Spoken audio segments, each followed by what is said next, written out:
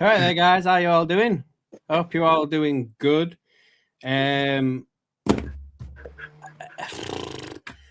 Liverpool fans there. Liverpool fans. As you can probably tell by the thumbnail, like I've got something I want to say tonight. But before we get to that, obviously, Sean, I hear your dad's happy about something. Yes. So I don't know whether many people know that there's Gaelic football, great sport in Ireland, and there's an All-Ireland final. So my dad is from Mayo. Now the story is that 75 years ago, they won the last All-Ireland, and they were doing kind of like a bus tour, you know, around Mayo, and they went past a funeral procession, and they didn't show the respect that they should have shown. Mm-hmm. And the priest apparently says, as long as you are all alive, you're never going to win an All-Ireland again.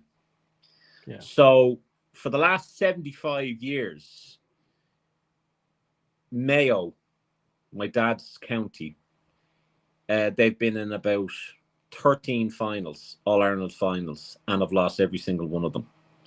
So yesterday, the curse is broken. They won their first one in 75 years. And, you know, it's a massive thing for my father, who would have been 8 years of age when they last won it. So for him to be alive to see this is a massive thing. And, you know, I'm a Kildare man, but I would have more love for Mayo than I would any other county. But it's just amazing. It's amazing. No, I'm glad, happy for him, man. Happy for him. Yeah. You know, I bet it's like, you know, we waited all that time for Liverpool. Well, I waited all that time for Liverpool to win league. So, you know, 75 years.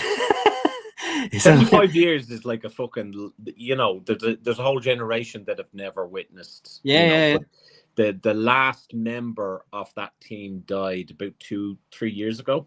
Wow. So it is, I reckon, definitely, I think there's a curse. There was definitely a curse, because if you looked at some of those All-Ireland finals, you know, it went to replays. We gave it away. We were shooting, I don't know how many fucking wides and stuff like that.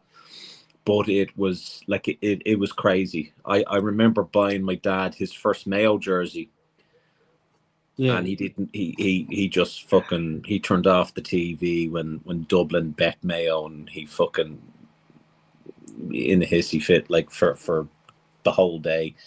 But yeah, I'm fucking thrilled. Fucking thrilled. The only fucking good news that there has been in the last fucking week or so. Yeah, I mean, I've got so much I want to like talk about and get off my chest tonight. Like, but it's gonna be a rant. Got Marky here. Good evening, fellas. Right, Marky. And also Steve here. Hope you're doing good, mate. Phil Lindsay says, don't let the Barcola talk distract you from the fact that we are on our hands and knees begging for a right back and a centre back. Well, Sean would have us believe we need about 7 centre backs. But yeah, we do in all fairness. Like, and do you know what? I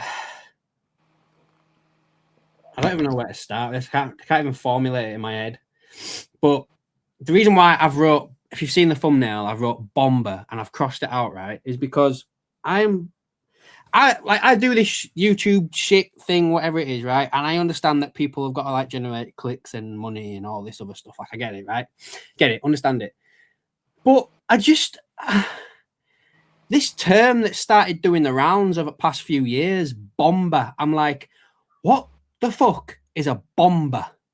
Like, I know what it means. It means bomb, right? But why is it all of a sudden like when news breaks, right? It's a bomber. I saw so many bombers last night, right? I was reliving my great-great-granddad's PTSD from World War I. And all this was because, right? This was all because Barcola has refused to sign a contract with PSG. Bomber! Like, what?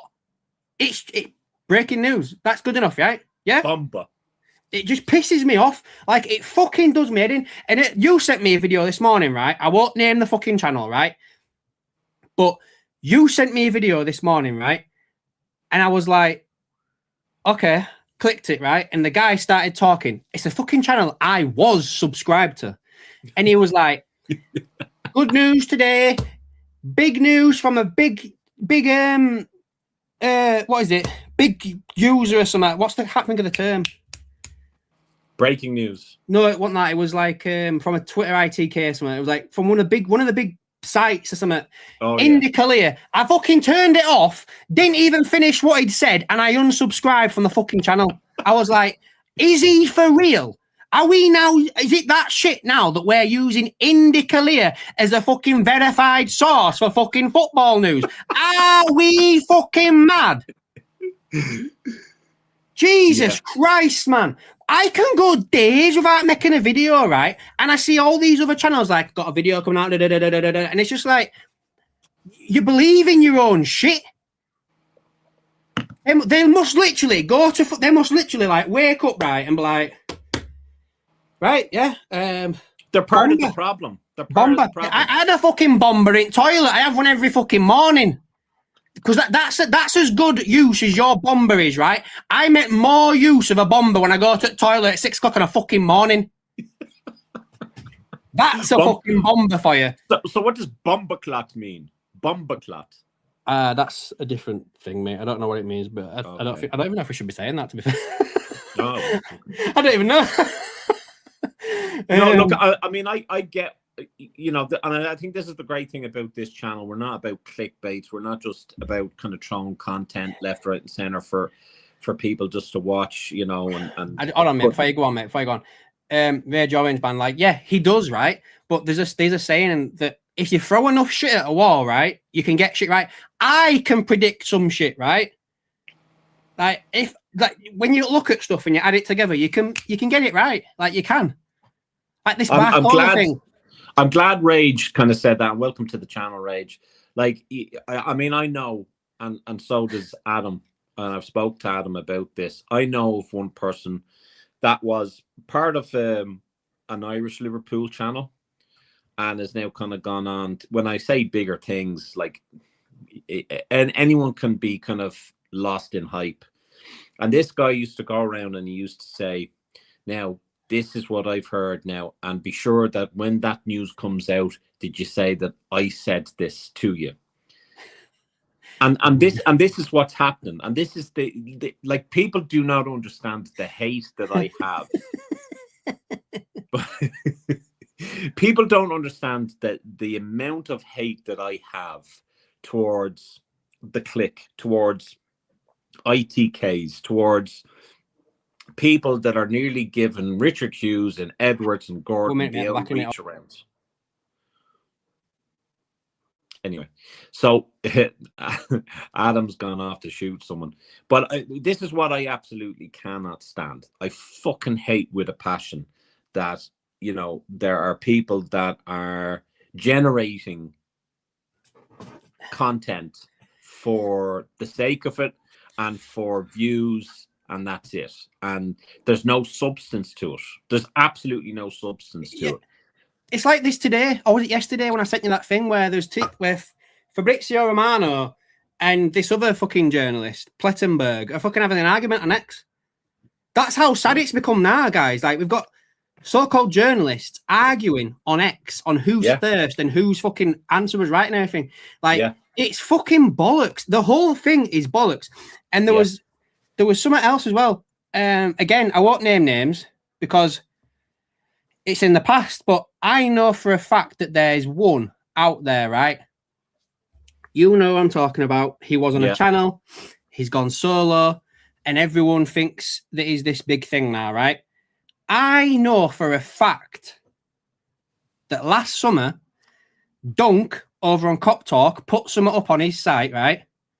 Yeah. Within the hour, it was on X under this person's account, claiming it was theirs.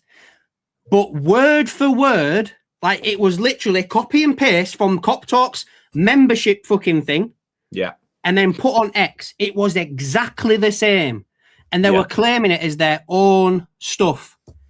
That's the same person. That's the same person that I was saying. Yeah. It's the same person. Going around telling people, remember that I said that. and make sure that like, you tell people that. It's bollocks. I absolutely and sometimes like I enjoy doing the transfer window stuff because I like reading the stuff and coming up with my own theories and everything like that, right? I don't have I ever broke news? Have I ever said that I've got this, that, and the other? No, you come here for my opinions on what's out there, and I'll give you it. Yeah. I don't have any fucking links or anything like that. I don't do anything like that. But I'm telling you, like, Sky News does it. Sky News does it as well, of course. Like, I'm gonna tell you all something, right? That I think you knew, Sean, but I haven't done it this year because I haven't had the time. I've had so much shit going on with family and stuff this year that I've not had the time. But Dunk at Cop Talk asked me if I wanted to make a Twitter page up and pretend to be an ITK, and I was gonna film it all. Yeah. And I was going to show you what I was doing. And I was going to show you the people that reached out to me and everything like that, and all the shit that were going on. I was going to do it this summer. I was going to do it this summer, right? You do know now someone is going to take that and do that. You do know. I couldn't give a fuck. Like, I will try and do it at some point in the future, right? Just for shits and gigs now. But I was going to do that this summer, but I have not had the time with everything that's going on in my family. I even made you a profile for that. Do you remember? Yep. I was gonna make a fucking profile, and I was gonna try it out on X and everything like that, and just show you, like, look at this person here, fucking believing me, messaging me. Look at this. Like, I was gonna go on, like, show you, like, this is the website I'm using, this is what I'm doing, blah blah blah. I was literally gonna do all that, but I couldn't be asked. But I'll do it at some point in the future when you've all forgotten what I said I'm doing. This goes back to, like, everything that I've said in the past, and how I'm just like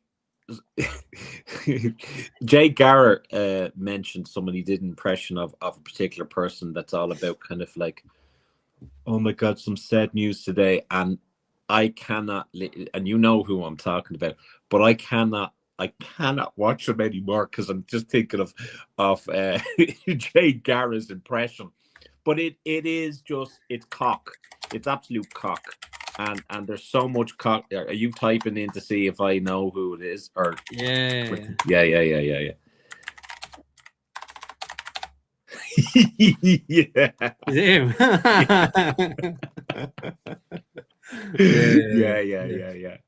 Yeah. I couldn't think of his name. Yeah. I can't watch anymore either. Yeah, I can't. No. It's just like, you got some. No, do you know what I mean? It's like. Cheers, Josh, for the super thanks. Cheers, Josh. Hey, lads, just thought I'd send you this. I really hope we get the players we need, not just spend just because we can hope. No, I agree, mate. Yeah. But no, honestly, like, I just hate this shit when it comes to this, because I just don't know how people make videos every day. Even like the big ones like Redmen TV and like the Anfield Rappers, stuff like I don't know how they do it. I don't know how they'll come up with it. Like, maybe it's because it's their job and they've got to do it 24/7, 7 days a week. But people that have got actual jobs where they actually have to go to work like 9 till 5 or do night shifts or whatever, I've no idea how you put a video out every single day when there is nothing to talk about. and I think there's a real worry though that the more that they put out there, the more diluted it becomes, and the more the less substance there is. And I remember speaking to someone a while back about YouTube, and I'm saying, stick to certain things. Don't kind of get distracted and then bring something else in, and basically put out content when there's content to be put out, when there's something to talk about. Because people get sick to the fuck of just watching something for the sake of, okay, well, someone's put something out there, that's why I genuinely, religiously, I watch.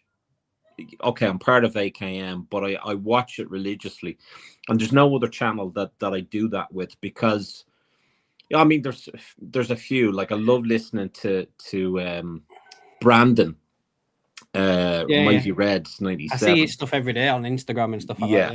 Yeah. And I mean, the guy, obviously he talks about the World Cup and him being from South Africa and whatnot, and that young player that passed away, took his own life, which I didn't actually know. You know, and I think a lot of his content is brilliant, and plus the kind of sketches that he does, comedy sketches, especially when it comes to Slot and Chiesa. But you know that you have to put some sort of substance out there for people to be interested in watching and continue to watch. And I think when you put something out daily, like Red Men, like Anfield Rap, there is that fear, and again, fair play to them, but there is that fear of it becoming diluted and becoming less substance in it. Yeah, and, like, you know, I know, man, I know. Like, it just gets on my nerves, and I know it really shouldn't. 'Cause it's not that fucking deep, and I've got loads of other stuff going on. But like, I just see things online, and like when you're like looking for stuff and you're searching for like, oh, what can I talk about today? Is there anything worth talking about? And you just see bomber. I feel like I'm at fucking Blitz. Like, yeah, you know what I mean? Like, it's ridiculous. It's fucking ridiculous. There's nothing to talk about, guys. There's nothing to talk about, guys. but I mean, I get where you're coming from, because I only had an argument with a few people there today, and like I'm on annual leave till Thursday, or I'm back in work on Thursday, and like I saw this clip of UFC president Dana White on some Katie Miller podcast talking about how men's mental health is rubbish. I fucking went on one, and then there was one particular lady who she agreed with him, and I couldn't get over, and I literally, for the best part of the day, it pissed me off. So I get when I get when, like, especially if you have stuff going on in your personal life. I think the worst thing, and I know this from a, you know, experience of doing Fenway We Come Out to Pay, the worst thing that you could do is to put out content on social media. It's the worst. Yeah. And you know, but it's like, yeah, to think that, just to stick with the topic that I'm talking about, where there's like not much to talk about, but even the fucking journalists are doing it. Like, I told you when we went live, I found this article today on The Athletic, right, by James fucking Pierce, right? And it's my friend. Andoni Iraola names Tom Elphick and Sean Cooper as the set piece coaches. And I was like, I don't give a fuck. I didn't know there was such thing as a set piece coach, right? Like a proper title. Like, obviously, I know that players get shown how to do set plays. I'm not fucking daft. But I didn't know there was a set piece coach until last year when it became a problem. Now, all of a sudden, oh, we've got set piece coach this, set piece coach this. You know, in the future, right, there's going to be like, everyone that takes a free kick with their left foot, you're getting coached by him. Everyone that takes a free kick with your right foot, you get coached by him. It's ridiculous. And you wonder why, like, again, I'm going off on one in a minute. And you wonder why, like, the money in football is ridiculous, and why the prices of tickets are going up. They're making a coach for everything. Why can't these coaches multitask anymore? Why can't you be the set piece coach and something else? Yeah. That is a great point. I don't get it. Like, when I've done coaching myself, I've done everything. I've done defense, goalkeeper, attack. I've done it all in one session. Yeah. Do you know what I mean?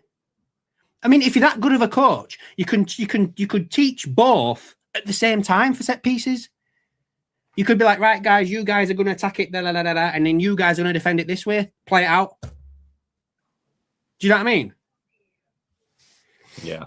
No, I agree. One as well. The fucking. We had a throw-in coach under Klopp. A throw-in coach, yeah. Like, like, you get taught how to do a throw-in when you first start playing the fucking game. Do you know what I mean? You get taught to throw the ball properly, both feet on the ground, the ball comes back so far. You get taught that in school. If you need to learn how to throw the ball a bit further, then fucking by all means, lad. You don't hire. I bet you any money that lad was fucking stealing a living. I'm going to come. Yeah, I'll come to Axel. Yeah, I'll come to Axel. I'll come here. I'll show him how to throw the ball into the box. Yeah. How much do you want? 10 grand a week. But how many hours must you be fucking spending on the training ground practicing fucking throw-ins. Do you know what I mean? It's just mad. David says, oi, lads, from Compton. Oi, Hope you're doing good, Compton, mate. 23 months. 23 months, shit. man. 23 months. Like, honestly, guys, there is some... I do want to get to some stuff, but I do genuinely believe that there's, like, a lot of stuff that goes on now in football. And I don't know if it's because I'm seeing more of it, because I'm, like, doing this channeling stuff. I don't know. But there's a lot of stuff that goes on a lot lately. Look at state of my fucking head, Scar, shower. There's a lot of stuff that goes on a lot lately, right? And I'm just... It pisses me off. Like, it well and truly does my head in. Like, when you actually think about it, guys, like when... Again, I'm going to go back to what I've just said. A fucking throwing coach, right? I remember the time I got taught how to do a throw-in for Unsley Eagles when I was like 6, maybe younger. We all had to stand, right, and just fucking throw the ball at each other for about 10 minutes. That's how we got taught how to do a throw-in. It's like having a swimming coach and then having a special coach to show you how to dive into the pool and then how to get out. How to get out. Yeah, yeah. You know what I mean? You know what I mean? Fucking hell. Yeah. That guy stole a living. Yeah. But yeah, I'm sorry, guys. I know I've ranted on for a fair bit tonight, but I haven't finished yet. Another thing as well, great. Right? I haven't even got to rant yet. Is it just me, right? Is it just me? Is it kickoff coach next? That'll be, yeah, Ian, you're right. There'll be a fucking kickoff coach next, yeah. Yeah, but look at what they're fucking doing now. It's kind of like rugby where they kick it out of touch. Oh my God. What the fuck is that about? I don't know, mate.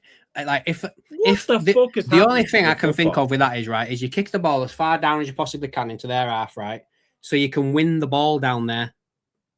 That's the only thing I can possibly think of, is that you win it down there. But it's kind of like the whole rugby not getting into touch, so that like you're putting more pressure on them on their end. But to me, it's fucking football, lads. You're just giving the ball away. You're just putting the ball out of play where you could hold on to possession, build up some momentum, and attack. Yeah. What happened to actually, scoring one of the fastest goals? What's his name? Salah, I think, did it, and Suarez did it from the kickoff. What happened to that? That's now dying breed now, because now you have these fucking Aegis that are kicking it out of touch. I know. But the other thing I wanted to get to, guys, and I might be the only one with this, yeah, but when I was thinking about this whole bomber thing, and because obviously bombers like Spanish, Italian, Portuguese, whatever, yeah, I started thinking to myself, I was like, why the fuck when we win a trophy over here, right, yeah, like an English side, in Premier League side, right, we win a trophy, right, FA, Carling, well, not even that, whatever it is, do you know what I mean? Doesn't work if you get a great throwing coach to teach you to throw the fucking ball back up the pitch.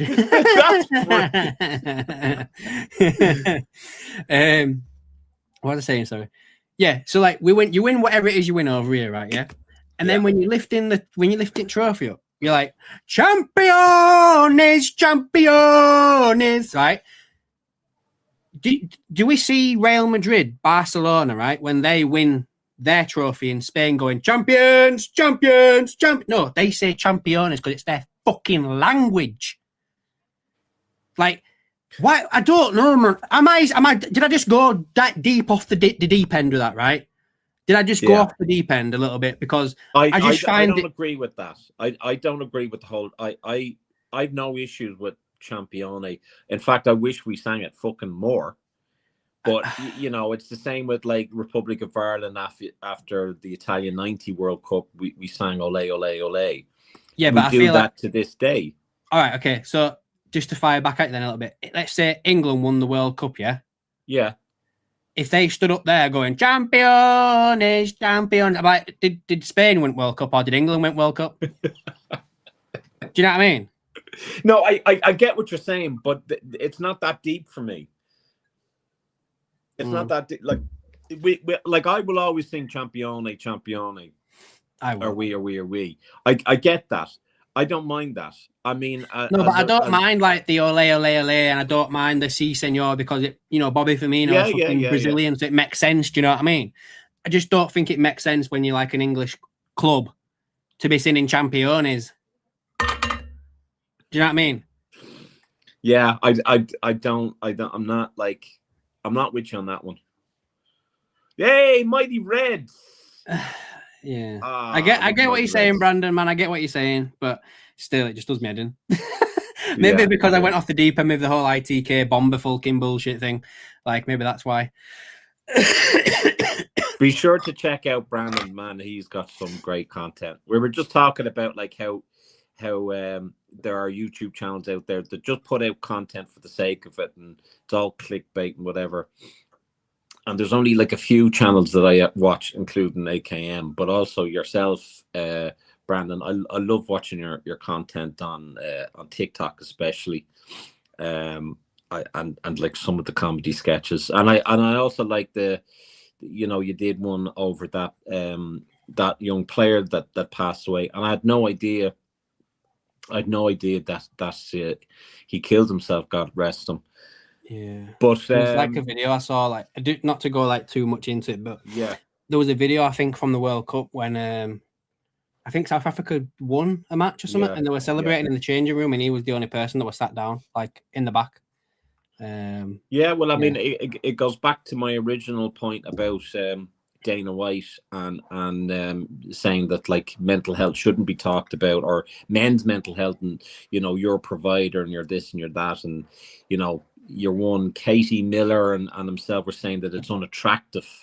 I think people need to speak out more. I really do. I think that's what has people. That's what has men passing away so tragically and taking their own life. People need to speak up. There's no point in being an advocate for mental health and only caring about yourself. You got to be compassionate. You got to be empathetic to everybody and be that person for someone, because it could be a matter of life and death. And I really think it was important to see the likes of Brandon's video on that, and how he emphasized the importance of speak up. Yeah. Look for fucking help. No, I agree, man. I've just seen some break from Fabrizio Romano that apparently John Stones is joining Inter Milan. I mean, I'd have took him at Liverpool with stuff we need right now. I'm surprised Fabrizio Romano is actually working today. Yeah. Just go over some of these comments, mate, before we get on to what we want to talk about next. Englishman in Town says, I'm South African, and there's been talk about that guy being to himself a lot. Keeping a low profile makes sense now, poor kid. Oh, bloody hell. Yeah. Daryl's... Daryl, I've had probably the most expensive buzz cut. I actually like this, but I went over to Turkey to get like what they call a DHI, not a DUI. But yeah. But I like this. It does suit you. When you showed me your picture when you came back, I was like, that suits you, that. Yeah. Mark says we must allow Gomez to leave for free. He can't keep fit. We don't need him. Oh, man. Like, I couldn't believe that. Like, was it like first couple of minutes or something like that? Maybe first 10, 15 minutes? Wow. The first 7 I was looking at Martin's thing. It is I think it was the first 7 or 8 minutes, and I felt so sorry for the lad. But you're up shit's creek when you're not even one game into the preseason and you're already going on about the fucking injuries. Michael says we'll get an injury coach next. Injury coach, yeah. Hydration break coach. Oh fuck. Have you seen what they are bringing in though? Apparently, I saw something today that apparently here we go. When a goalkeeper feigns an injury, like pretends to be injured, an outfield player has to go off the pitch for a minute now. So David Raya is going to be getting Arsenal players lots of rests. Oh. Trying to think. I think we've covered everyone else off here. What you call it has put up a thing here. I just want to reach. Sorry, man. Probably goes against me that my content is so all over the place, from funny to serious, all in between. But that's me. Keep up the great work. You guys deserve so much success. God bless you, Brandon. I've a lot of respect for you, mate, and you keep doing what you're doing, because you're fucking killing it. And I mean, as I said, I love your content, and I love the fact that it can go from fucking serious to funny to serious again. And if you stick to the one thing, you're kind of classed as boring. So you keep doing your thing. It's fucking unbelievable. Be sure, guys, to check out Mighty Reds 97 as well. Yep.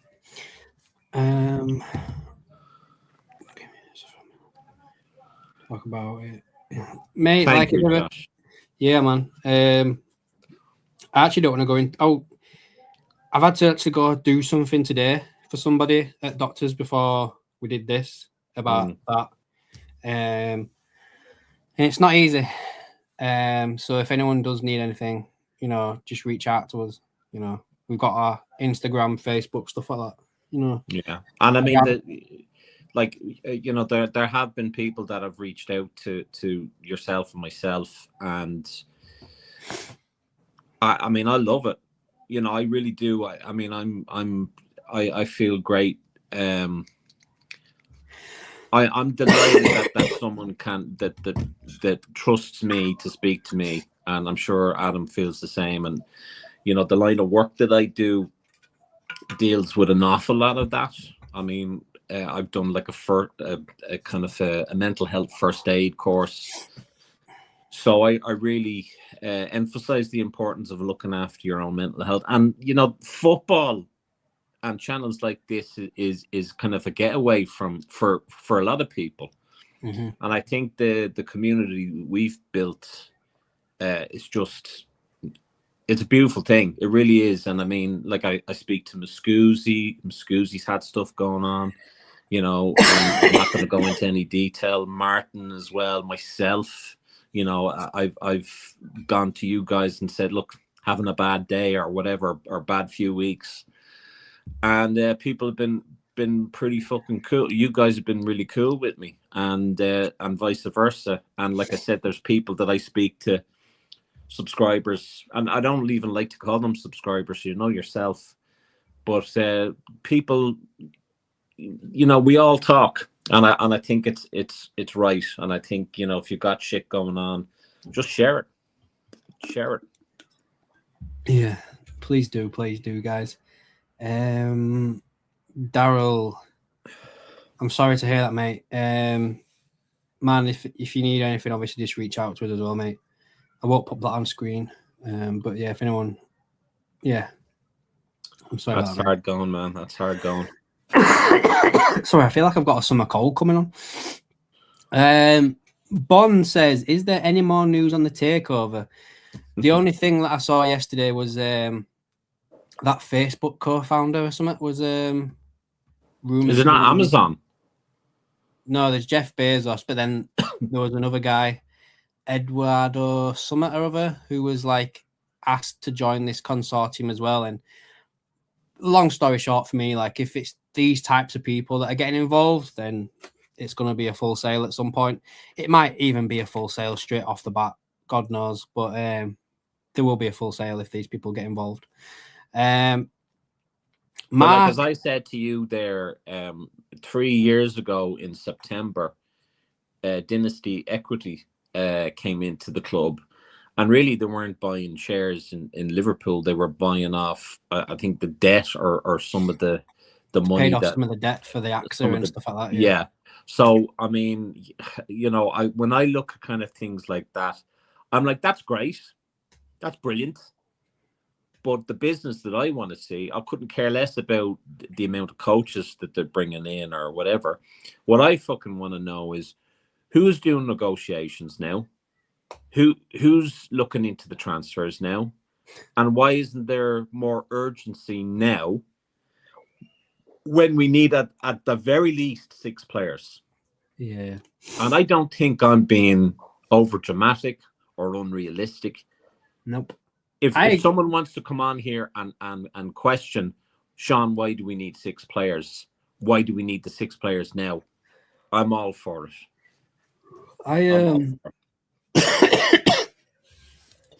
I think we need at least, just because of the Gomez situation now, I think you need 2 centre-backs, or at least one that can play centre back and right back.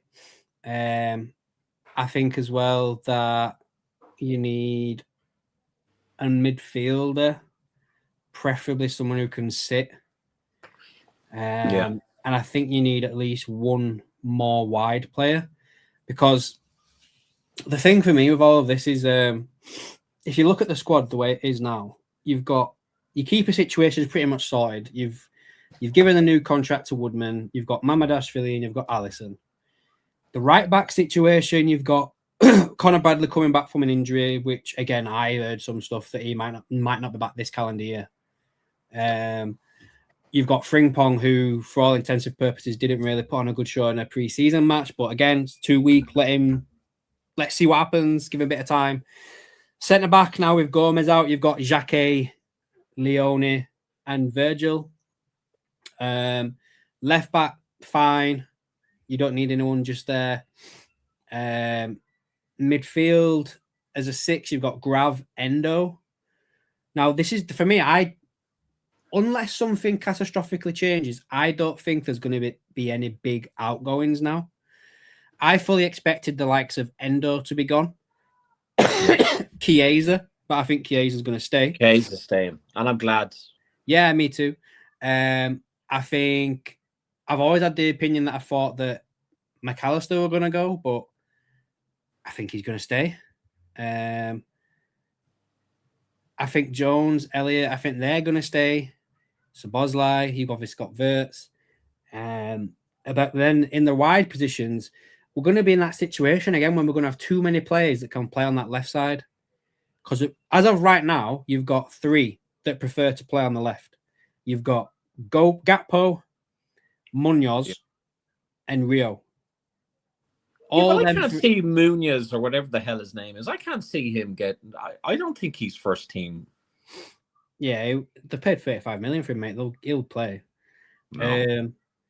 And then obviously up top you've got Isaac Ekitike. Obviously Ekitike won't be. You probably won't see Ekitike play till February, if I'm being perfectly honest. Maybe January at earliest. And then on the other side you've got Chiesa, and that's it. But Chiesa played up front. So I think we're fucked. I really do think we're fucked. We are heavy though in some places. Like, I can't see us going out there and signing a midfielder unless we move a midfielder on. There's too many players there as is. Yeah, I agree with that. I do wingers. think, like, if we go get this Barcola kid, right? Yeah. Is he coming in to play on the left? Like, and if so, does then Rio move to the right? Ray Join says we have one non-homegrown spot. All the players you named can't stay. Yeah. Well, I mean, that pesky fella, the goalkeeper, he's been put out on loan. There's been other players put out on loan, and like I don't know, guys. I'm really, really worried. I think we could have a worse season than we had last season. I mean, Areola, no offense to him, you can only go on what you're given. And I personally think we need to do more work than we did last season. I really, really do. We're after losing 3 senior players, and we haven't replaced them. We've not replaced them. Are you going to put Frimpong on the wing? Are you going to put Wirtz on the wing?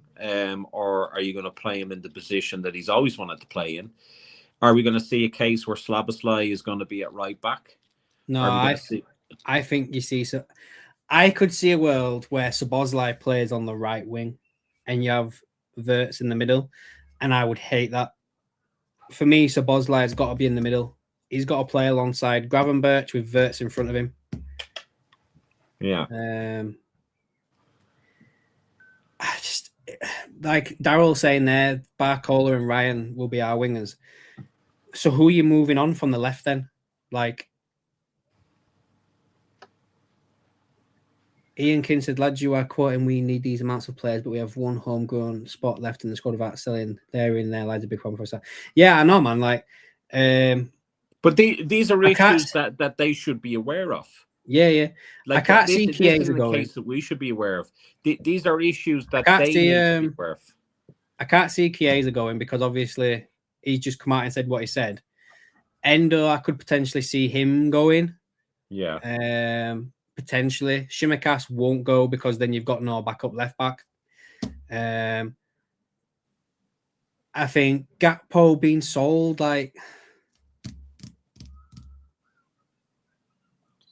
I can't see that happening. But Jambuza, welcome to the channel. Players, I have to read this because I think that's a good point.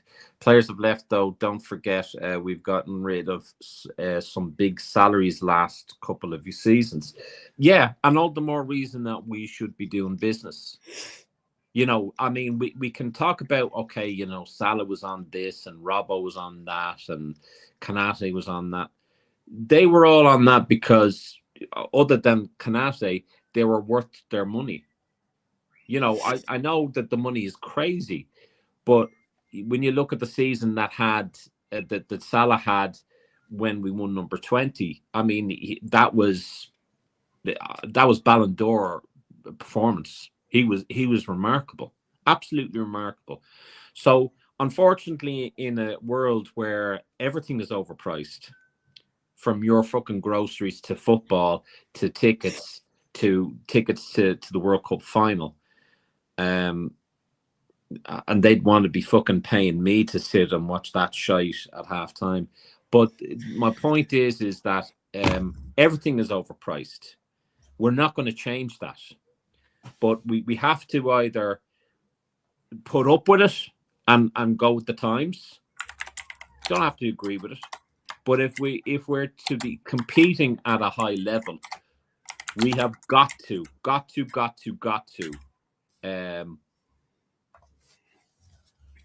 go with the times. I've just put a poll up on the YouTube about whether Gakpo will stay or Gakpo will go. I don't know, because this whole World Cup situation is a bit annoying because it's all gone quiet. Like, like McAllister, I thought he'd have been a player that's gone. I would have thought maybe Gakpo does go if we sign Barcola and Ryan. But if we sign, if we only sign one of them two, then I think Gakpo stays because we do need backup to Isak. Like, Isak can't play every single game week in, week out.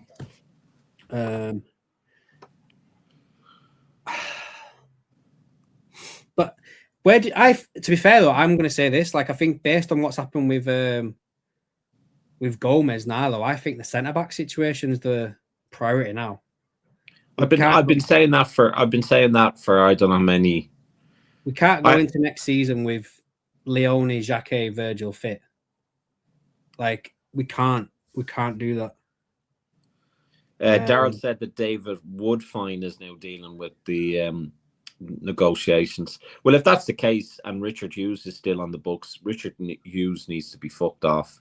Someone put a comment up the other day saying that he's on gardening leave or something. I can't remember who said it, but someone said it. I mentioned gardening leave. I mentioned that to you. Oh, but I didn't think he was. I thought it's important for him to go on gardening leave if there's a conflict of interest. If he's now with another club, he should be doing his job there and not interfering with us, and we should be able to get some business done. Yeah. But like I do think I do think that we need at least 6 players. I really do. I think 2 centre backs, a right back is the most important, and then someone on the wing. We've got 5 weeks to do this. 5 weeks. So, like, I can't see a world where we bring in the players that are needed. And I don't agree, and I don't think that we should sit around and draw this out over 3 transfer windows. Can you see a professional footballer wasting their time for us to get our finger out and be competitive again? When you really think about that, you know. So I've ended that poll just now. 71% of you said that Gakpo will be sold. I want to ask the question to who? Who would buy Cody Gakpo? I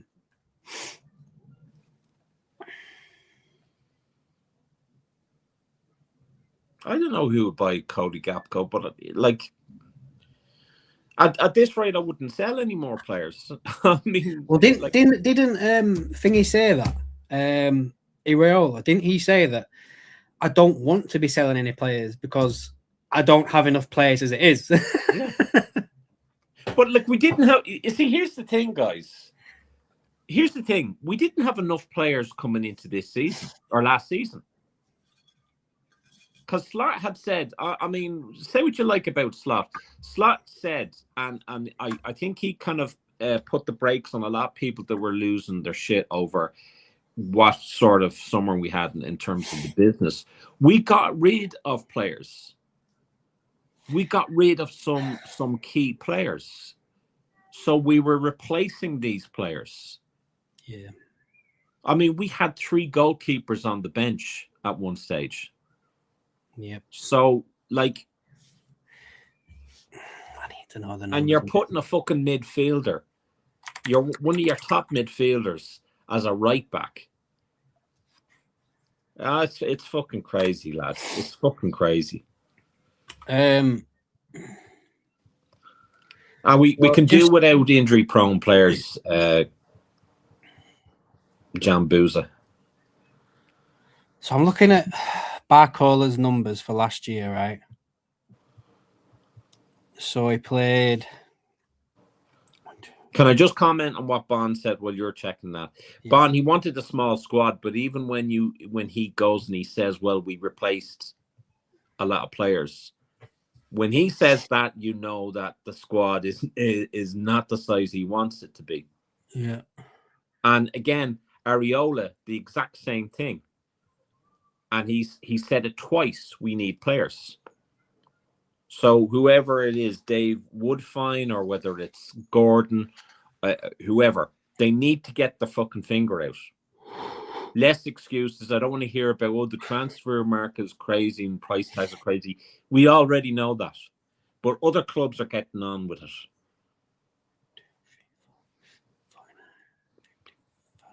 So if you include the Club World Cup for last year as well, right? Barcola made 55 appearances for PSG and he scored 13 times and did 9 assists. So what would that be? That would give you an XG of... Let's have a look.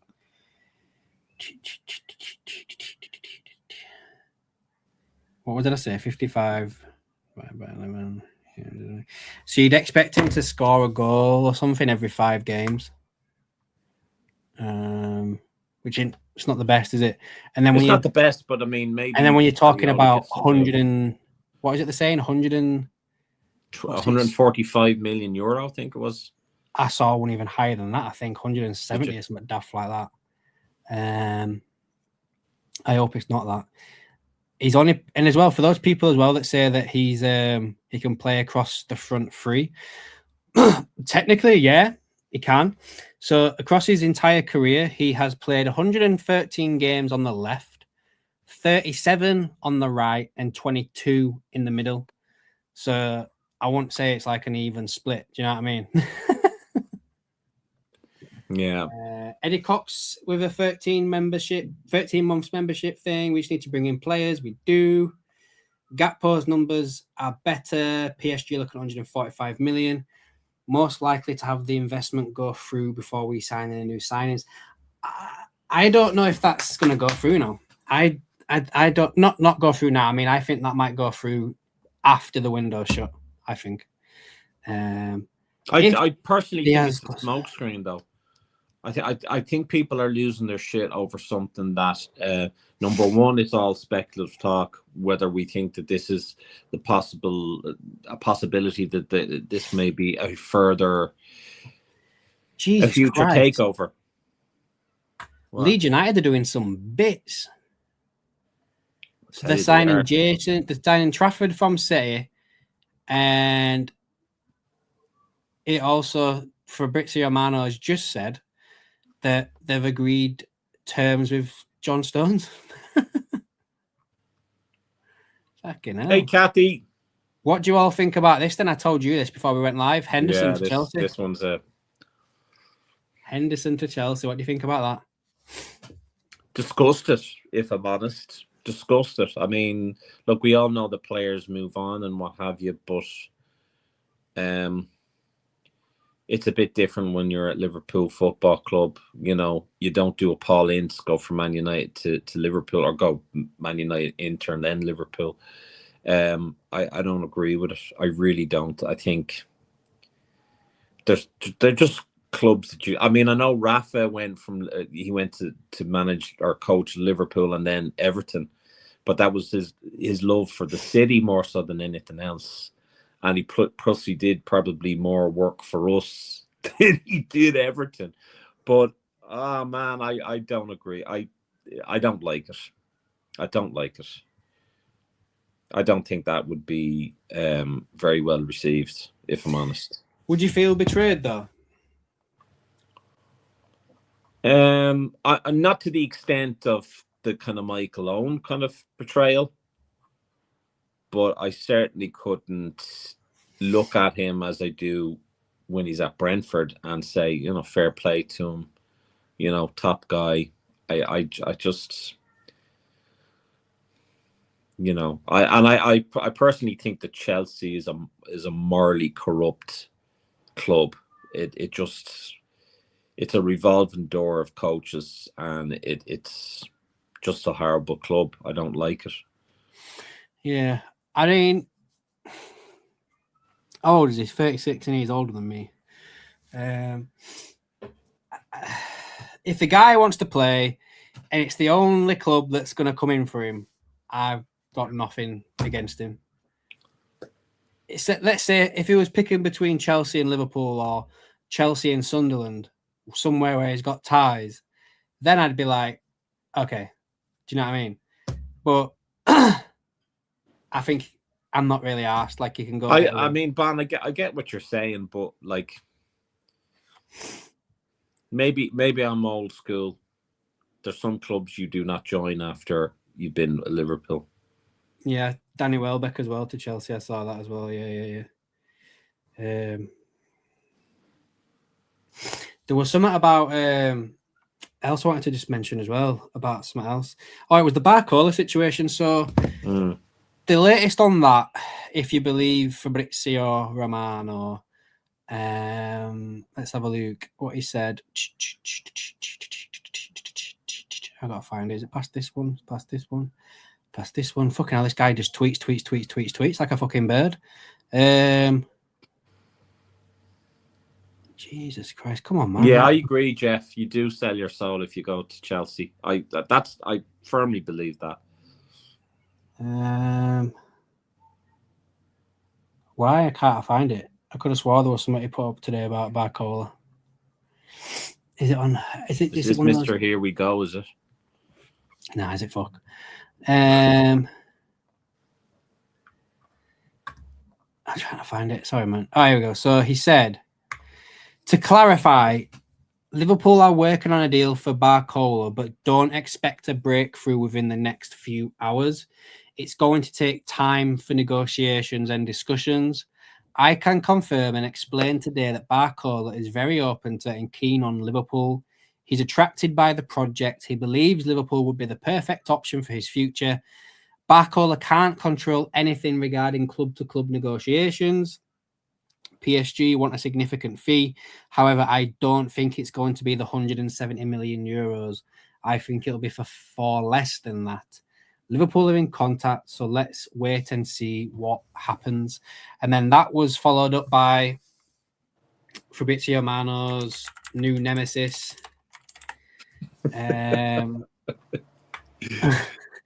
Florian Plettenberg saying that Liverpool are in talks with Barcola's camp and PSG. The deal is complicated and will largely come down to the financial package. When does it never? Tell me something I don't fucking know, Florian. Bumba. When the fuck does a deal for a transfer never come down to the fucking financials?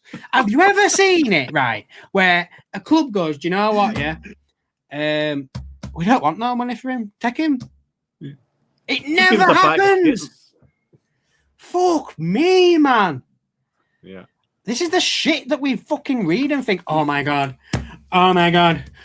Oh my God. I mean, going back to what you're saying, Adam, and going back to what I've said all this time, I think this season, the last 12 months or so, have shown you just how much credibility these journalists have. They have fucking zero. Zilch. Nothing. So the whole Plattenberg or whatever the fuck his name is and Fabrizio Romano, very difficult to take sides because they're both equally regurgitating the same shite. And it's all kind of hit and miss. If you throw enough shit, it sticks. I do want to say this though as well. Like, sorry, mate. I've just seen, because Pete, I've seen your comments in the in the chat cafe about Ryan.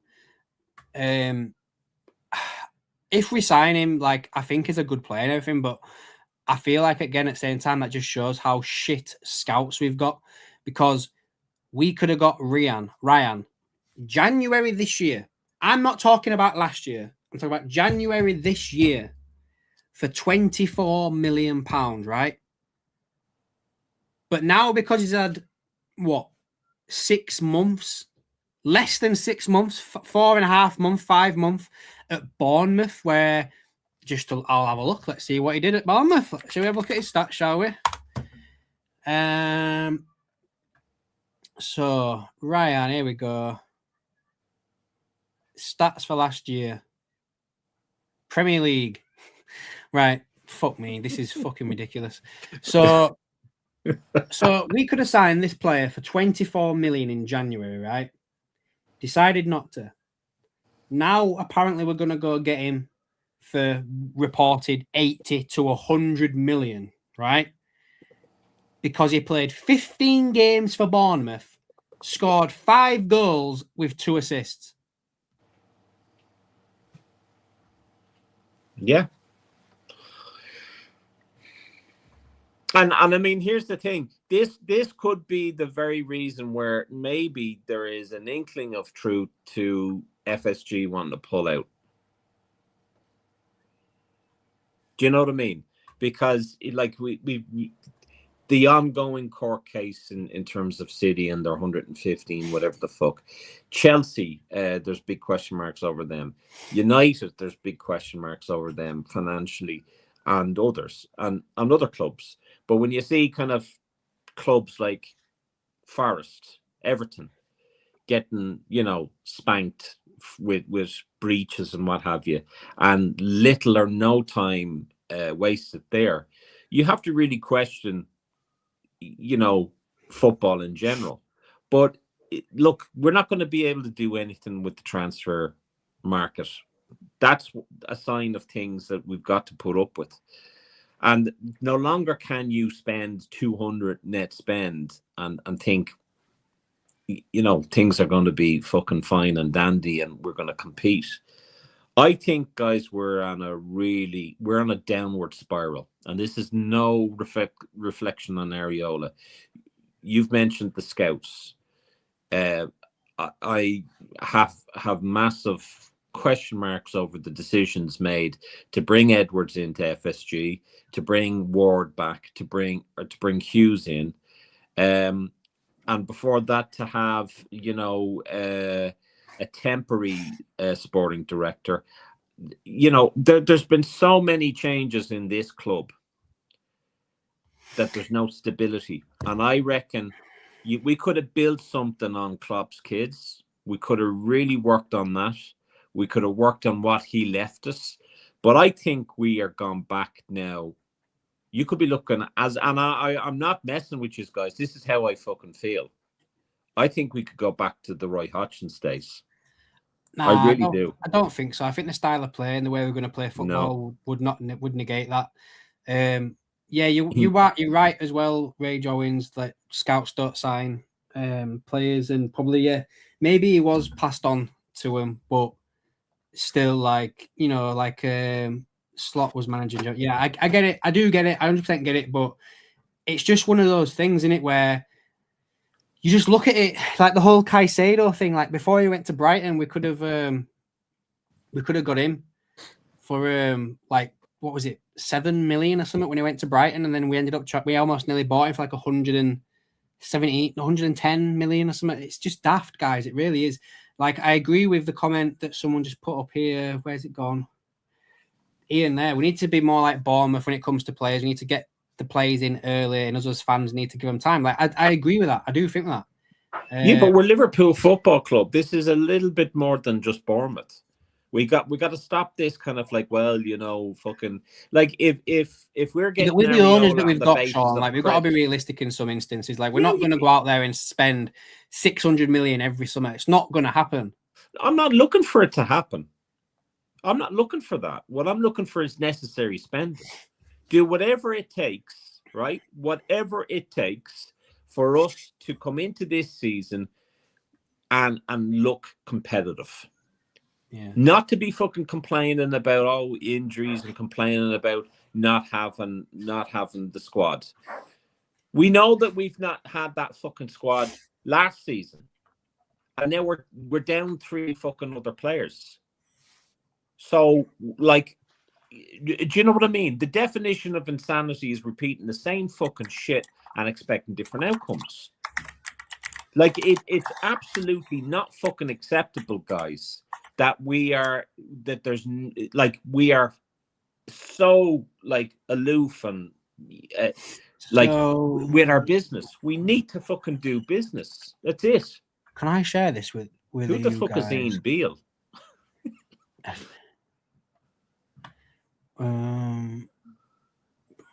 Where is it gone? I want to share this with you so you can see it, because it's this.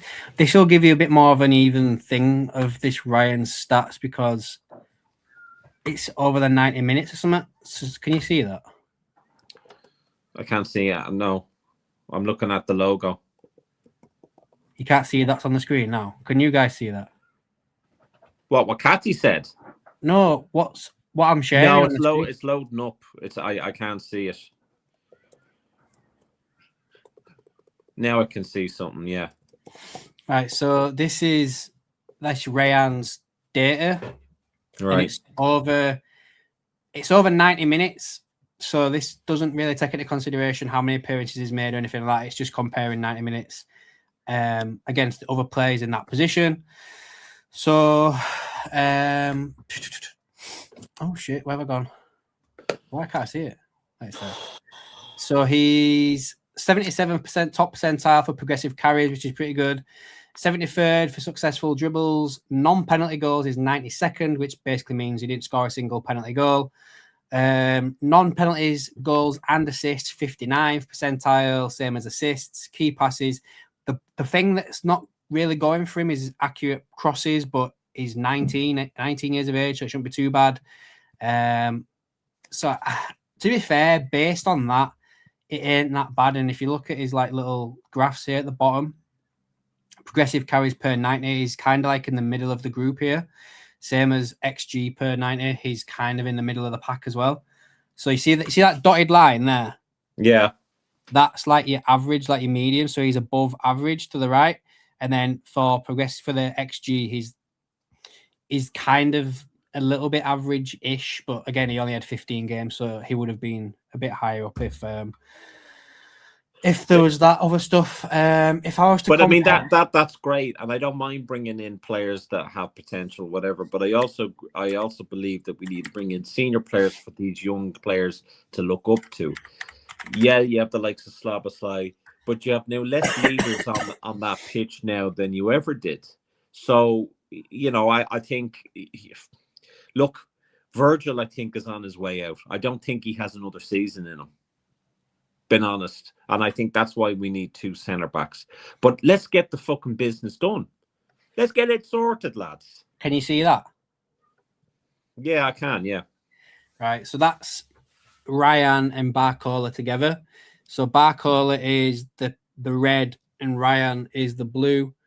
So the blue Ryan, he looks a bit more of an all-rounder. If you see, like he's not really got many peaks like Barcola. Like Barcola's like massive on key passes and non-penalty goals and assists and non-penalty goals. They're pretty much the same when it comes to carrying and crossing. And then Ryan is better at him than dribbles for completing them.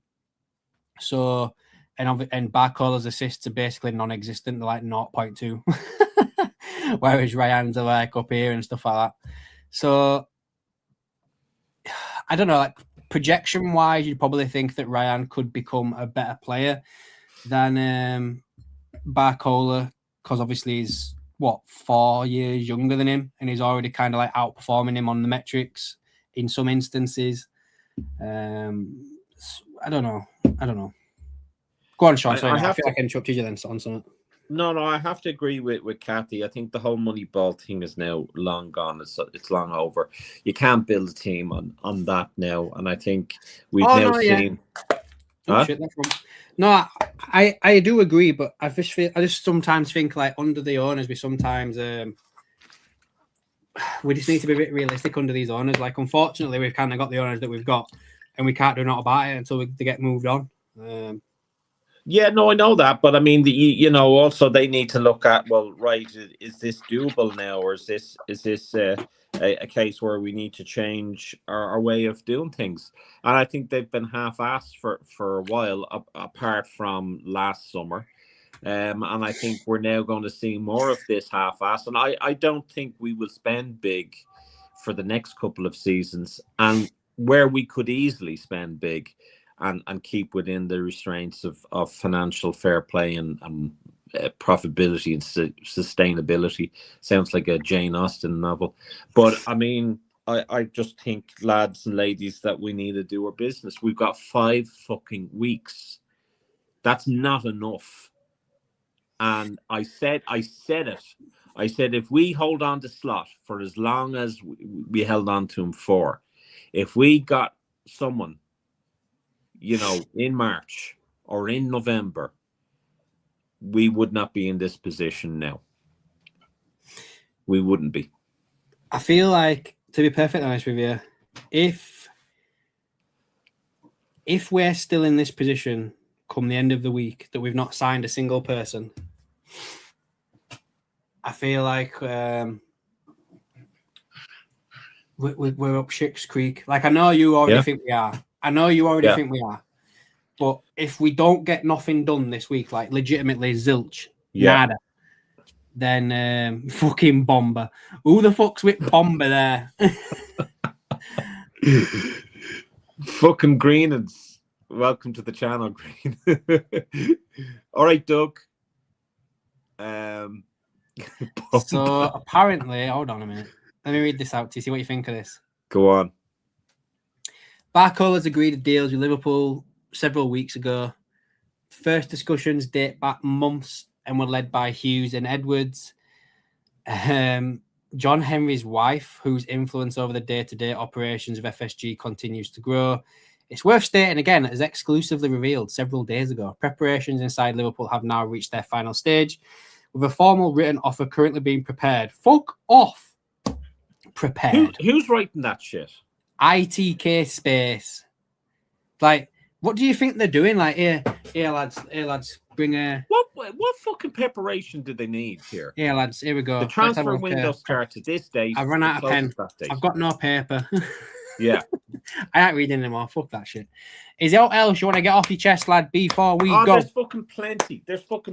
And I think we just hit on the surface. I know you spent 22 minutes going on about Bumba. But, I mean, Raji, welcome back. I think,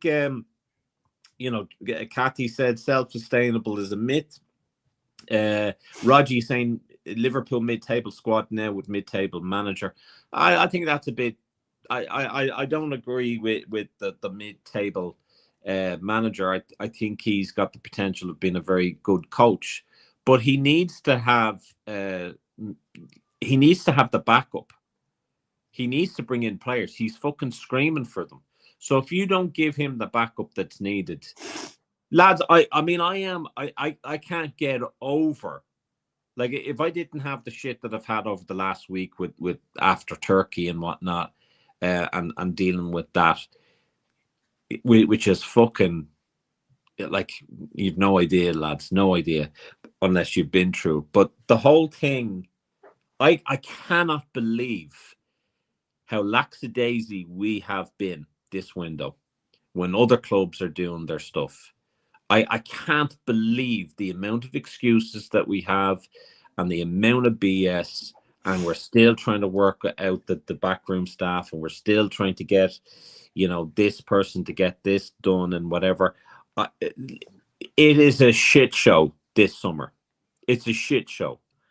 And I think if you're in business of being in a competitive sport and owning a club like Liverpool and the stature that Liverpool Football Club should be looked at, I think you have to do whatever it takes to keep that club up on their perch. None of this fucking 3-season bullshit. None of this 3-window bullshit. Players will not stick around for that shit. It's why Torres left. It's why all these players are leaving. We've got to do our business right, and we've got to stop, players leaving on the free. We've got to. Why would you fucking scrap the fucking contract of Mohamed Salah? If Mohamed Salah wants to leave, put a fucking price tag on him and get fucking money for the club. Because now we're in a situation where we're not going to spend that money because we didn't get any money for him. Yes, we've cut costs in terms of the wages. But that goes to a fucking tea lady, or that goes to a fucking, let's give someone a role within FSG that they're just fucking twiddling their thumbs. It's just fucking not on, lads. We are in the fucking shitter. As it stands, we are in the shitter. We have 5 fucking weeks. Look how quick, or look how we drag things about, especially when they're a player that we need. We could have got fucking Mark Gahey in January, and we fucking didn't. So I don't trust whoever is doing business with, whether it's Hughes, whether it's Edwards. I don't trust it. I don't trust it. We have to have more urgency, and we have to look at being the best squad that we can put out there for the start of this season. Because what is the fucking point, guys, if we don't do that? I'm not talking about spunking money up against the wall for the sake of it. I am talking about, and I've always talked about, necessary spending. Necessary spending. So, like, our expectations have been managed for long enough. We now need to fucking call it a day with all of this click and the YouTube suck-ups to this click. And we need to say, we'll support this club, win, lose, or draw. Win, lose, or draw, but we need to look at the reality of it. As it stands, we do not have the squad that is going to be competitive on all levels. We'll have to decide which cup we need to be competitive at. And it could be a case come November that will rule out the Premier League. And it could be a case where we're looking at a domestic cup as opposed to a European. And I really, really believe that. I really believe that if we don't bring in enough players, and I think 6, I think we need 2 centre-backs. We would need 1 right-back. I think we need a winger, whether it's right or left, I don't know. I don't think you get 2 centre backs and a right back. I think you get a centre back that can play right back as well. Well, so then what's the story with Bradley? So what are we dependent on? We're dependent on I was going to say Calvin Harris, Calvin Ramsey, and Frimpong. No, I think you could go out there and, like, there's one for me that screams out straight away. Like, I think you could go out there and sign Ousmane Diomande from Sporting Lisbon, because he plays like of a back 3. He plays like the right one, so he can play right back or centre back as well. So you could go get him, because And Forest, the thing that's going to piss me off though is Forest are going to go buy him, right? And then he's going to have a really good season, and he's going to be sold for like 70 million or something like that. We could go get him now. Ian Longland says we can't have 25 100 million plus players. The scouting isn't as good as it used to be. We need to get the players to 20 million, not 100 million all the time. You tell me a player that of 20 million that we could bring in that could do a job, and I'm more than happy to support him, win, lose or draw. Not a problem. But I don't think there's such a player that can hit the ground running at 20 million. You name someone, unless they're a free agent. I can't see anyone at that level. You're looking at 19-year-olds that are 120 million based on the longevity and the potential that they've shown. Not on anything else. Not on anything else. So where are these 20 million players? You're looking at perhaps 20 million players maybe 20 years ago. But you're certainly not looking at 20. You're looking at probably 16-year-olds. Or not probably, no, maybe not. But you're looking at the bottom of the barrel. I don't mean you're looking at 16-year-olds like Epstein, but but you're looking at the bottom of the barrel players that don't perform at a high level. There's a Chelsea player that we could go get. What's his face? For 20 million. Akupanju, or whatever you call him, something like that. I don't know what he's called. He's a young lad. He is. I don't know, mate. I don't know. I think 40 million is the new 20 million, innit? If we're being honest. Jay Garrett says, evening lads, FSG don't do money ball anymore. It's called money bin. Jay Garrett says we could just re-sign Salah. But it's funny because I thought I saw a picture of him. I thought I saw a picture of him earlier on when he's dyed his hair red. Has he? I don't know if it was just the reflection of something, but it looked like he had like a bit of tinge of red in his hair. It's on his Instagram. He went for a bomba red. Fuck off. He's like a red bomba shell.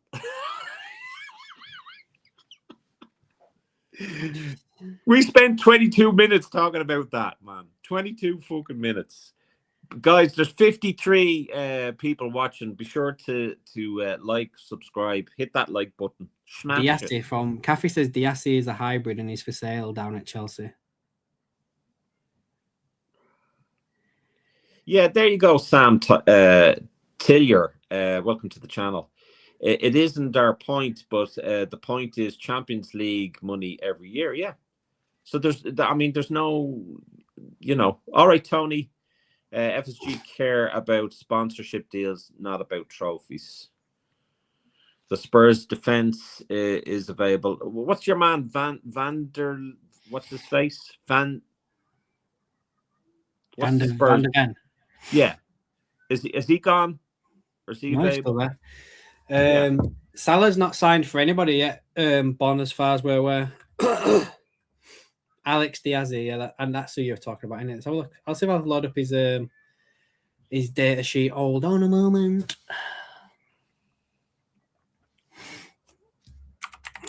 I agree with Raji. You're going. Did he not play enough minutes? He says you're going to pay for last season's spending spree for seasons to come. I reckon that's going to be the case. Oh, did he get loaned out to West Ham? And Bond says 20 million is going to buy 15-year-old these days. Yeah, I agree with you, Bond. All right, Liverpool chats, how are you? Oh, look what we've got here. What? Martin fucking Mason. In the fucking chat. Fucking Martin Mason. Pop him on then. Get him on. How do I get him on? There you go. Boys, how are you? Not so bad. Just pissed off with all this Liverpool shit, to be honest. Oh, it's crazy, isn't it? Sean, you need to turn your camera off, mate. You look suspicious. You look like you've just been in a convict. Well, if the shoe fits. If the shoe fits. Sorry, I would have been back later, but I just had my tea. A bit earlier. That's I just had my tea. What's occurring? Hold on a second. I'm going to have to plug in my laptop here. Not much, mate. Just I was talking about the bomber bullshit that everyone talks about. Doing med in. Talking about Barcola. I think he's definitely going to come. I think he's the last of the three of them. You know, You think we're just going to sign three of them? Yeah, like, oh, we've had him. We can't get him. Oh, we'll go for him now. What is he doing? He's fucking rearranging the kitchen. He's a weird character. Jamie, hope you're doing good, mate. Jamie says we'll end up spending 200 million this summer towards the end of the summer. Well, if that Barcola stuff's supposed to be like 120, let's just say. I wonder what else. I don't even know, man. I really am like. Can I ask people here, right?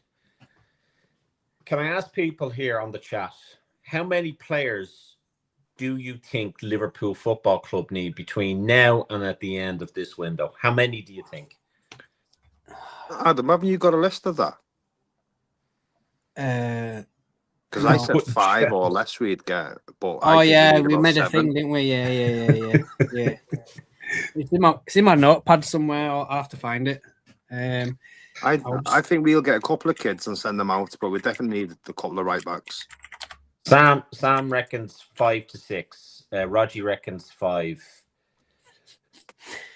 Right, so this is the current squad now, right? So we've got 5 minimum. We've got Mama, Woodman, Yavos, and Allison as your goalkeepers. You've got Hello, Barry. Virgil, Jacquet, Kirkes, Connor Bradley, Leone, Shimikas, Frimpong, Calvin Ramsey as your defenders. Midfielders, you've got Vert, Szoboszlai, Maka, Jones, Elliott, Grav, Neone, Bajcetic, McConnell. That's it. Well, where's Endo? Why have I not got Endo on there? Has he been sold? No, Endo's still there. Oh, he's there. Endo's there. I can see him. Yeah. And then your forwards, you've got Chiesa, Gakpo, Hugo, Rio, Munoz, Isaac. And that's it. That's your squad. Was that about 24 players, that, isn't it? Yeah. That's too Michael thin. says we need 5 or 6 for price players. You leave my hairline alone. You'll be looking for the fucking number now of my friend over in Turkey. Mate, listen, I'm okay that I've got more face to wash than the rest of us. Gary Richards says 5 players, a winger, number 9, defensive midfielder, right back, and a left back. I said to you earlier on, I don't think we sign a midfielder unless we sell. We won't sign a midfielder unless we sell one. Yeah. Listen, I think, with all due respect to the fella, and I know it's another outing, but I really think we should just let Gomez go now. Yeah. I agree, but like, who the fuck do you bring in now? Mate, he's going to be going through the academies and stuff like that. That's how FSG work, mate. I don't think... Because if we buy anyone young, they're going out to the Championship. Liverpool chat says we have too many midfielders. I agree with that. And what's he going to do? He's going to play Endo back in defence. I think so. It's just, next you'll be getting Chiesa in there. It's just, but do you know what the thing is? I think Chiesa will play there as well. Liverpool 67 says, no one can tell me that we're in a position to spend 130 million on one expensive toy when we have so many places to cover. For me, we still need 6 more. Yeah, I agree. Barry says... Sorry, Sean. No, I'm just going through some of these comments here. Barry says we need 6. Jay Gar says after Saturday's game 4. Phil says 5. J Cliff says 5 minimum. Bond says they will sign 3, but we need at least 6. Liverpool chat says 8. We will get 4 before the end of the window. Sorry, boys. I'm gonna have to jump off. I've got something to deal with. Are you okay? Just keep going, yeah. Okay, yeah. All right. I'll catch you all in a bit. Thanks for watching, everybody. Bye-bye. So I'm still here, so I can end the show if needs be. Adam can message me if that's the case. Jay Garrett says Joe injured Gomez. Stab says centre back, utility defender, right wing, defensive midfield, and cover for Isak. I think we get a centre back and right back. Elliott. Yeah, I hope Elliott stays. Yeah, I want Elliott back to stay. Yeah. We're shopping at Lidl's. Exactly, Jeff. Cathy says we'll get 3. Phil Lindsay reckons we'll get away without buying a centre mid. I think you're right there. I think we need to really look at the front 3, and we need to look at defence. I think we're really bad. I also think we need to. I don't want to be sound picking on him, but I think we need to. So, all this stuff with Rio, with all this dribbling, it needs to stop. He needs to be able to, control that ball a bit more. Gomez needs to be put on a pay-as-you-play so we can use the other funds of his wages to get someone else in as cover. I just don't think. I don't think Gomez is going to. If he gets, it might only be a slight injury, but I guarantee he's going to be injured again before the international break if he gets back, and that's for 3 weeks straight after the, I just think he's going to be injured constantly this season, and it's just a waste of position, a waste of funds, and he's done. You also have to look at the fact that, the sort of football, Martin, that we're going to be playing under Areola is far more aggressive. It's far more aggressive, and it's high pressure, high tempo football. And as Kirk has said at the end of the Sunderland game, you're going to see that heavy metal football again. But we do know that with that heavy metal football came the casualties.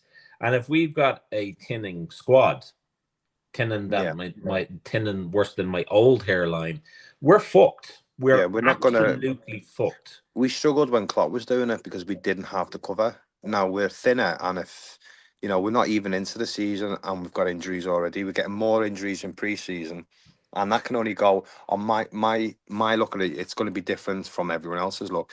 Is that we're getting more injuries in pre-season because the players are not used to the high intensive football, because over the last 2 seasons they've been allowed to play fucking bulldog on the field and catch me, take me, oh, touch me, it's just been a complete shit show.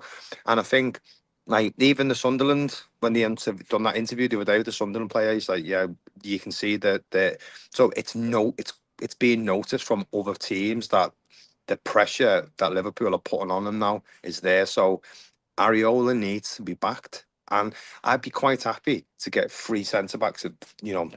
With three defenders, and let's make do with what we've got going up front for now, because we can cover in them areas. It's that right back is our biggest issue. I remember when it used to be left back. It seems to be right back now.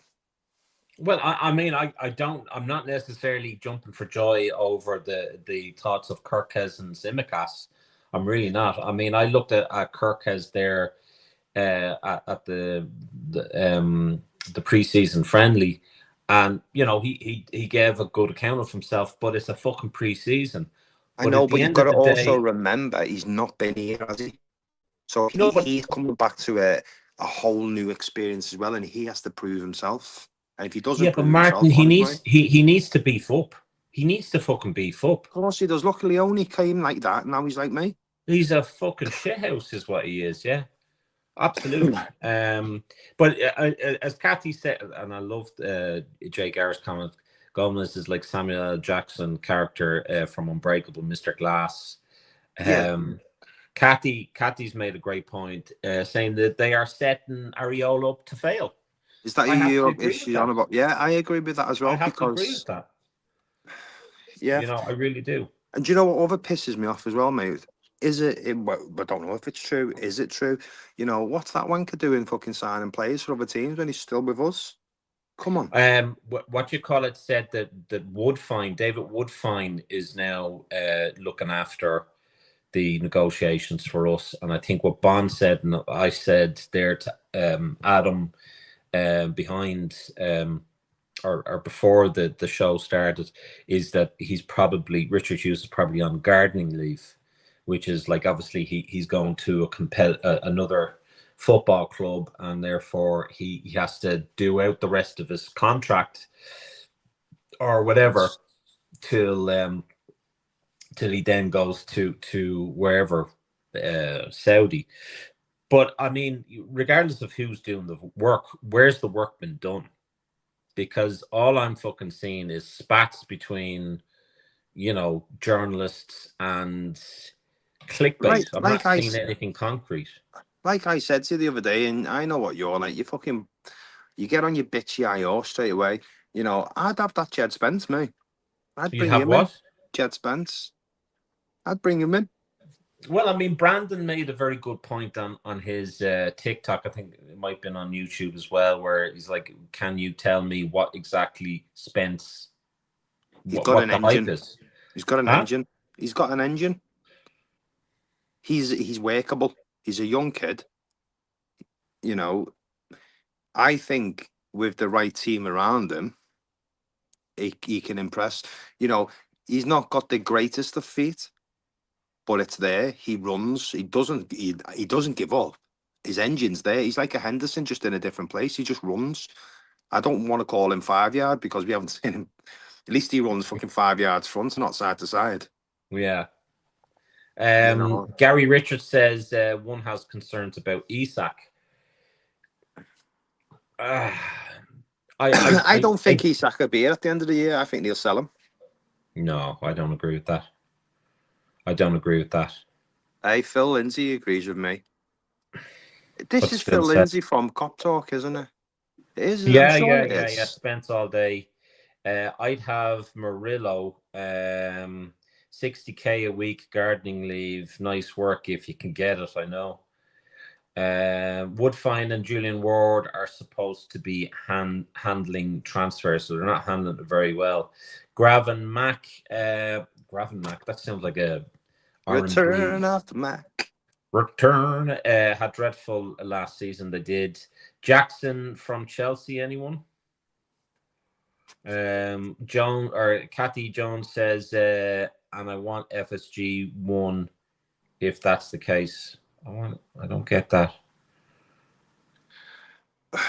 Listen, at the end of the day, we know what's going on behind the scenes, and you actually think FSG are going to put their hands in the pockets, knowing what's potentially be coming? Are they going to want to spend any of their money? It's going back to what Kathy wants FSG gone.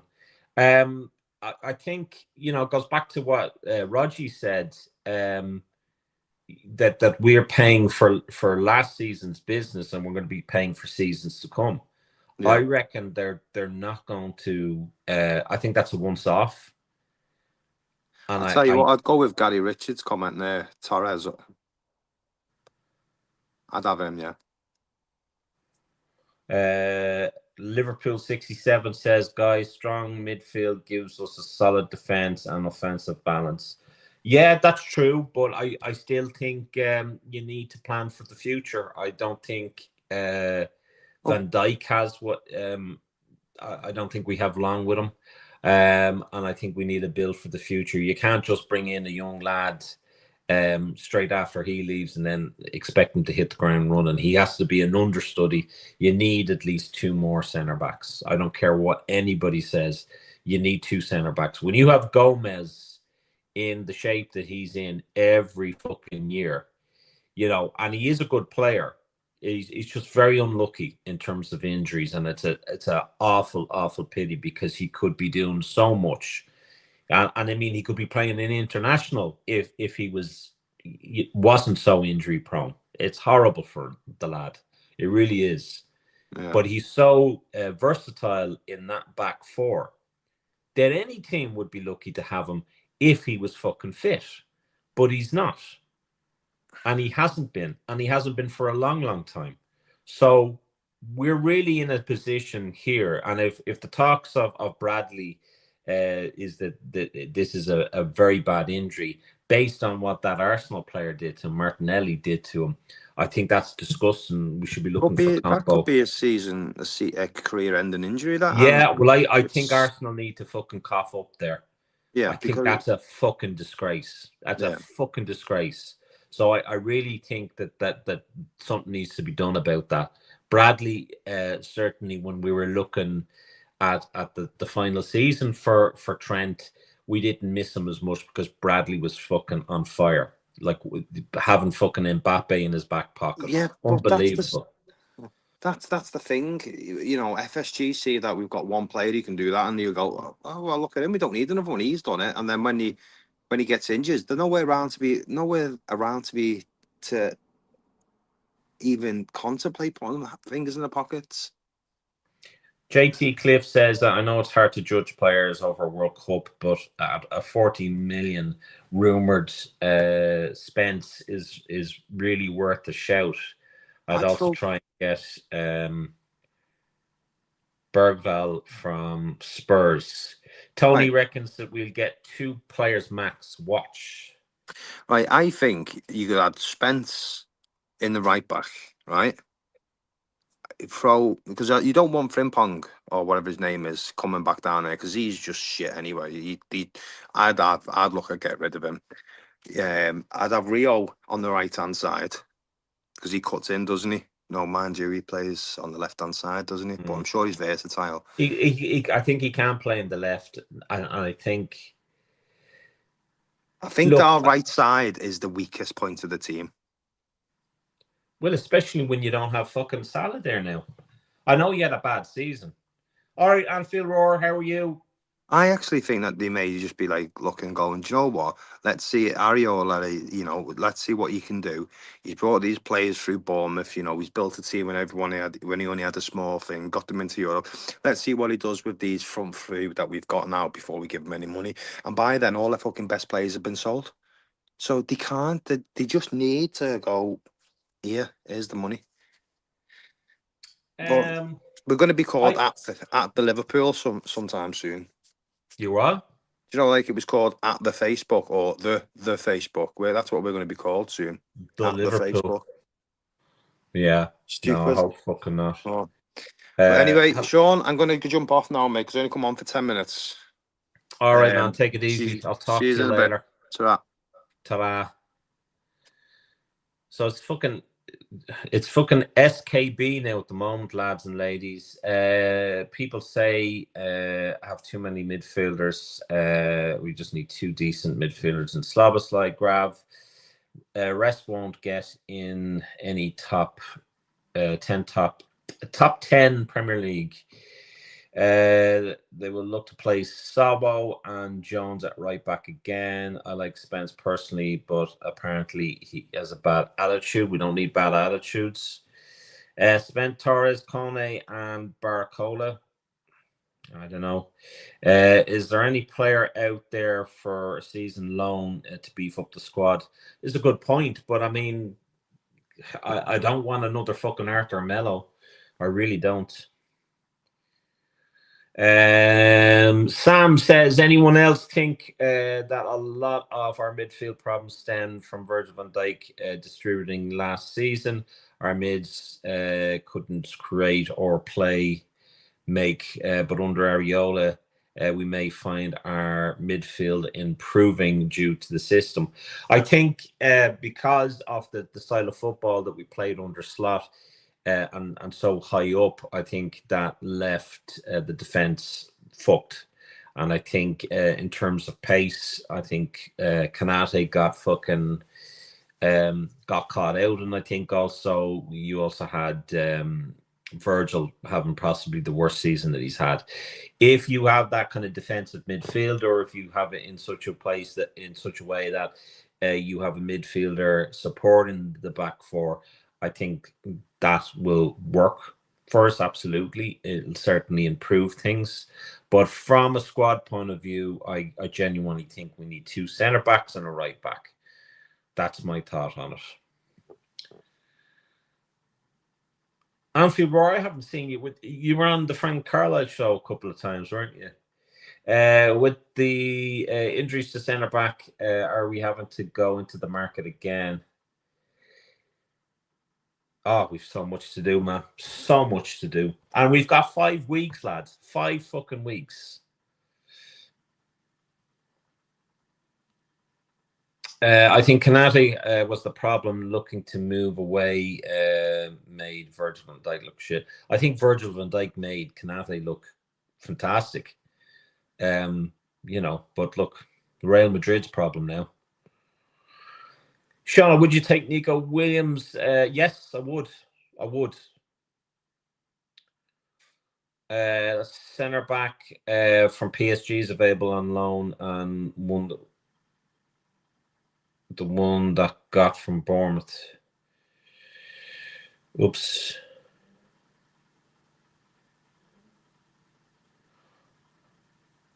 I think we need a left back. Kirkus doesn't impress me. I think he needs to fucking beef up. He's too. Yeah, good man. I knew it was you.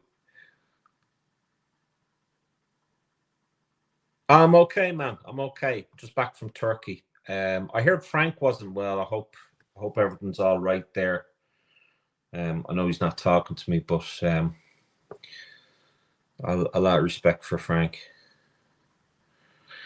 Isn't the problem with Williams and his? Sure, it's always the fucking the issue. It's always the price tag or the wage or the you know. Like, I know this is kind of a bit of a dragged out stream, and obviously Adams had to leave. I hope everything's okay with Adam, and Martin has popped on. It's great seeing Martin on this, really is. But I really, really fucking think that we're in shits. We're in the shits. And this is not me over dramatizing. This is not me bullshitting out of me. I think if people were honest with themselves, I think they would agree that if we don't get at least 6 players this season, if we don't bring in at least 6 players, considering that we were short on players even with the summer that we had last season, with the amount of players that we got rid of on the first season that Slot had the club or was at the club, despite winning the league, we were short. We're short on players then. So I think now, after getting rid of 3 senior players and them all fucking off on the free, we're in a situation where, okay, if we're not doing Moneyball anymore because we've let these players go on free, then we need to cough up. And I think you need to replace them 3, and you need to add a further 3 onto that. I really do. Williams is a left winger, and he signed a 10-year contract. Jesus Christ. Liverpool 67 says Liverpool would help. Their system would help the midfield, but how do you make them run up and down in Areola's front foot of football? You don't. You need those players. Gary Richard says, "How is Areola been hung out to bloody dry, Shano?" He's not been given. He's not been given the tools. He's called out for needing more players. You know, and with the style of football that he's going to play, we're going back to this heavy metal. So if you want to play in heavy metal football and you're wanting to compete at all levels, you've got to bring in players. You've got to bring in players.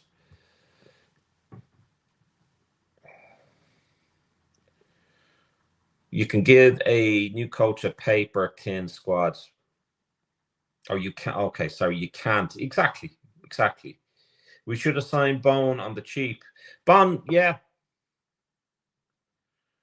Jay Garrett says, I'm not panicking at minute. Things can change between now or the end of the window. Of course they can change, but knowing how we go about our business, can you see us bringing in the players we need between now and the end of the summer? Now, I'm open to being wrong, and I hope to fuck I am. But yeah. Bond would never have left London, says Cathy. Gary says, Sean, something is going on at Anfield behind the scenes. Are you talking about the stadium, or what are we talking about? The club, how it's been run. Michael says, I think Nico Williams from Forest would be a great addition. Tony says, because Slot failed so bad last season, this coach will get little. I'd imagine what you mean by that is little support. I think we'll ultimately getting sold. Yeah, I think so. But that could be a long process. Do you know what I mean? I mean, I'd like to. I don't want it to fall into the hands of Americans either. I really don't, because I just think they're going to call us the Liverpool, the Merseyside Reds. I mean, they don't know the first thing about football. I'm sorry. I mean, not everyone is like fucking Deadpool and Wrexham. You know, prove me wrong. If there's someone that is football, all about the football, all about wanting to be competitive, all about, you know, doing what is necessary, and wants to learn something about Liverpool, wants to integrate with the fans, with the city, and get to know what it's like to own such an amazing club, which we didn't have that with FSG. You know, Frank Carlisle will even tell you. You know, I've been watching Greybeard Media. He's another top lad who does a lot of videos on and he has some sources as well about the stadium.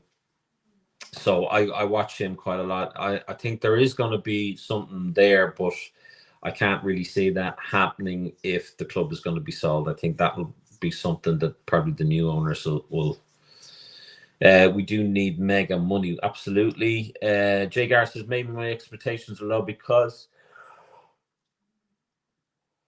we know we are in a rebuild, and so does Areola. Slot winning the league in the season hindered a lot of expectations.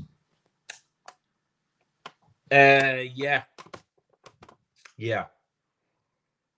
But I mean, as Slot said, I mean, Bon, I think, went to say that like Slot likes small squads.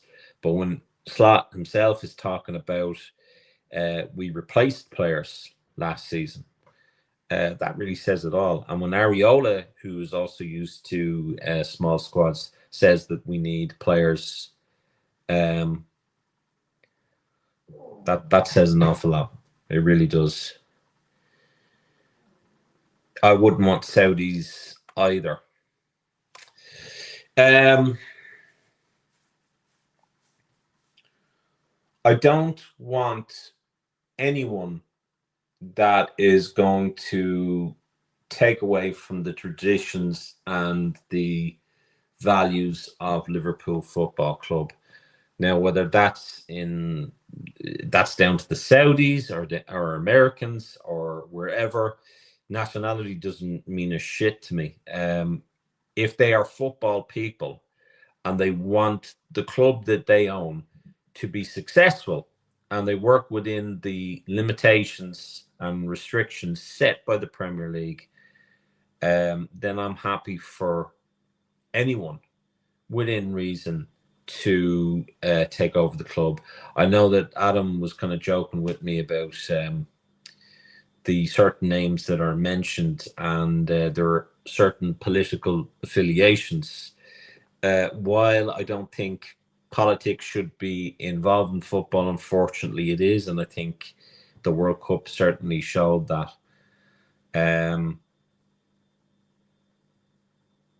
Naturally, I wouldn't want us to be affiliated with someone that is affiliated that goes against the principles of the great city of Liverpool and the great fan base that we have, both locally and overseas, global.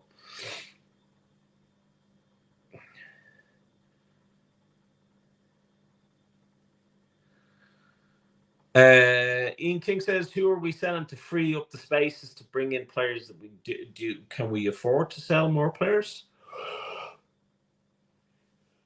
You know, hit that like button, folks. We're now 150 into this.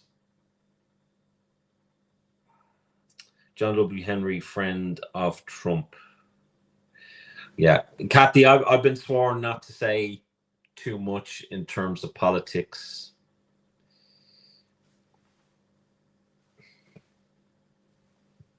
That's all I'm saying.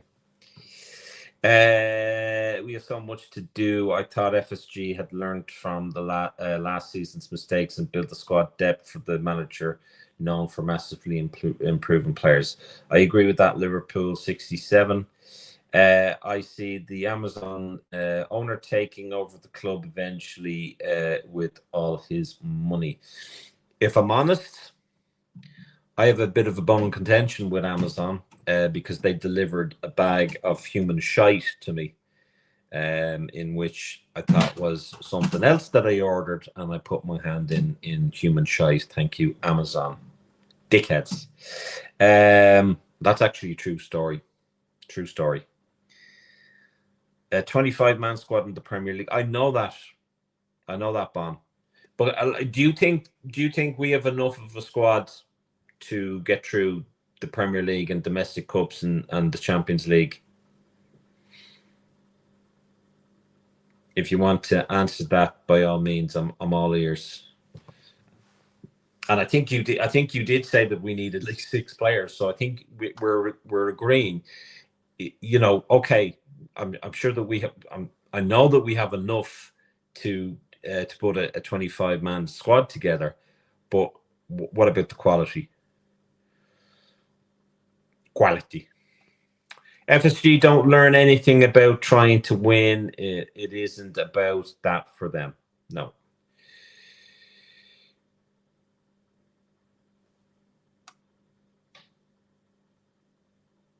No, it's not one of my mates. Jesus Christ, my mate wouldn't shit in the bag and give it to me. No. I actually, I saw the Amazon Prime van driving up. I live in the cul-de-sac, and I was working in the garage, or not the garage, it's the office, but it's a converted garage, long before we moved in here. But I could see the Amazon van doing a U-turn, stopping. Your man came out, he threw a parcel on the ground and then fucked off. And I was expecting something, and it was an unmarked parcel, and it was human shite. I did leave a fucking review, and I'll tell you, Amazon weren't worth, excuse the pronoun, they weren't worth the shite in dealing with them. Please tell me that you left a review on that product and sent me the link to say human shite product, please. I'm sure I'll find it somewhere, Jay.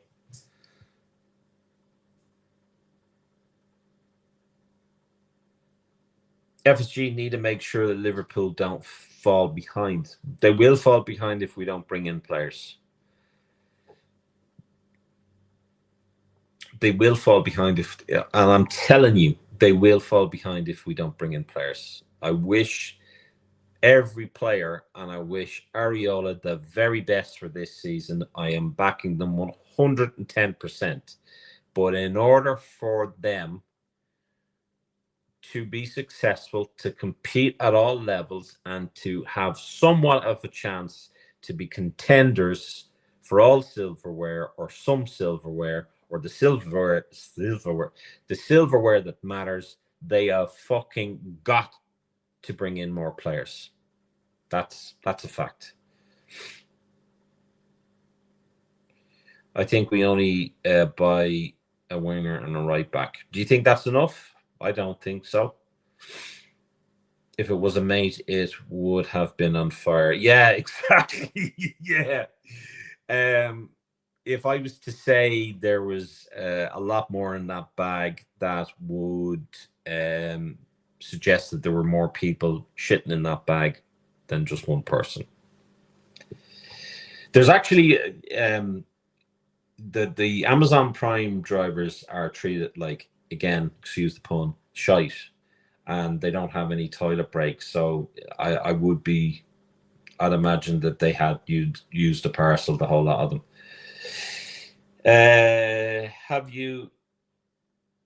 Have you watched Saturday's game? Yes, I did. Yes, I did.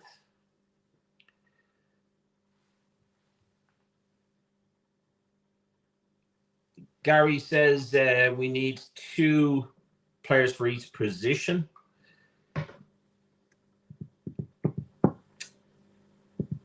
Yeah, but I think if you've got an injury-prone player and one player is on the way out or winding down their career, I think you need to have an understudy or some backup. So at centre back, I think we're the weakest, and at right back.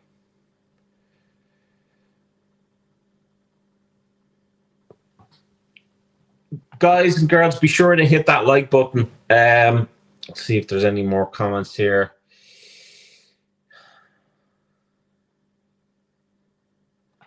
Oh, we have something else live. I think Kumas is a good player.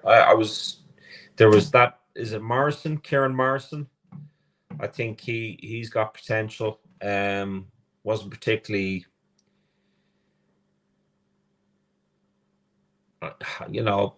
Rio didn't really have a great game. Szoboszlai shows his importance. But I think I wrote it down there. I think there's about 3 players that impressed me. I can't think of the third one for some fucked up reason. But I think that Morrison fella, Kumas, I think they both played very well. Now, whether they're going to be given time, I don't know. I don't know.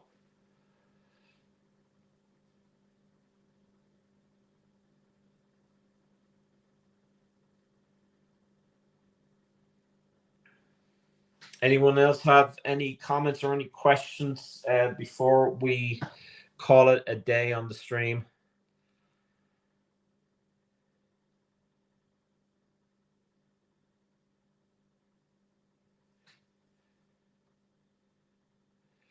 Wrexham will be a hard game. They beat Leeds and United. Is that the next game we're up against? Is it? Yeah, Trey. Yeah.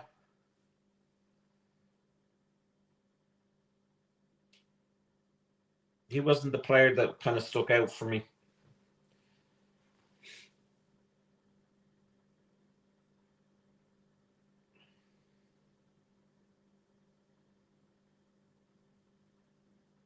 So I think we can all agree, folks, that it's in around 5 or 6 players that we believe that are needed.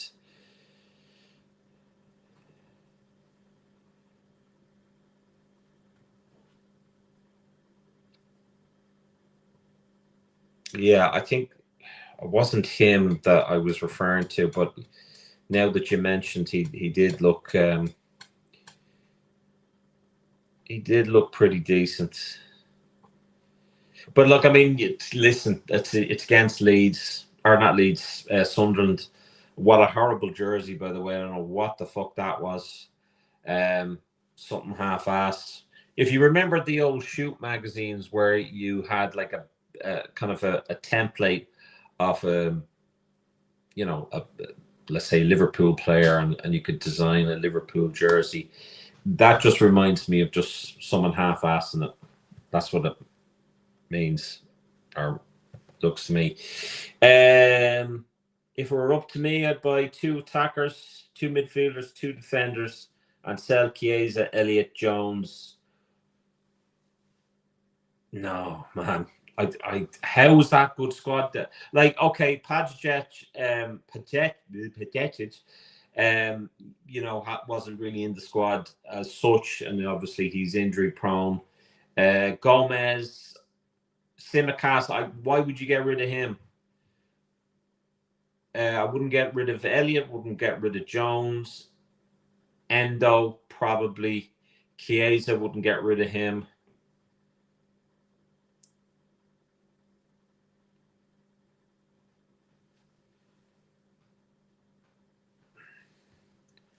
Mr. Pink uniform from next Friday. Man, it looked horrible. It looked horrible. All these kind of blacked out kits and the fucking pink fucking crest mads. And I don't really rate the is it the away jersey? Liverpool away jersey? Don't really rate that, to be honest with you. Can't get jiggy with this shit. Get jiggy with it. So, folks, we're now over the 2-hour mark. We've got 16 people on the chat. Please be sure to hit like, and for those who haven't subscribed, please do so. Please, please, please share this channel with all of your fellow Reds, whether it's family or friends. Be part of the community. Be part of the chat, because 7 p.m. with AKM is your show. It gives you the opportunity to say your piece and not to be, ridiculed for it. There's plenty of channels that do that, and we're not one of them. So be sure to pass that on to all your fellow Reds, family and friends. It's all fucking family at the end of the day.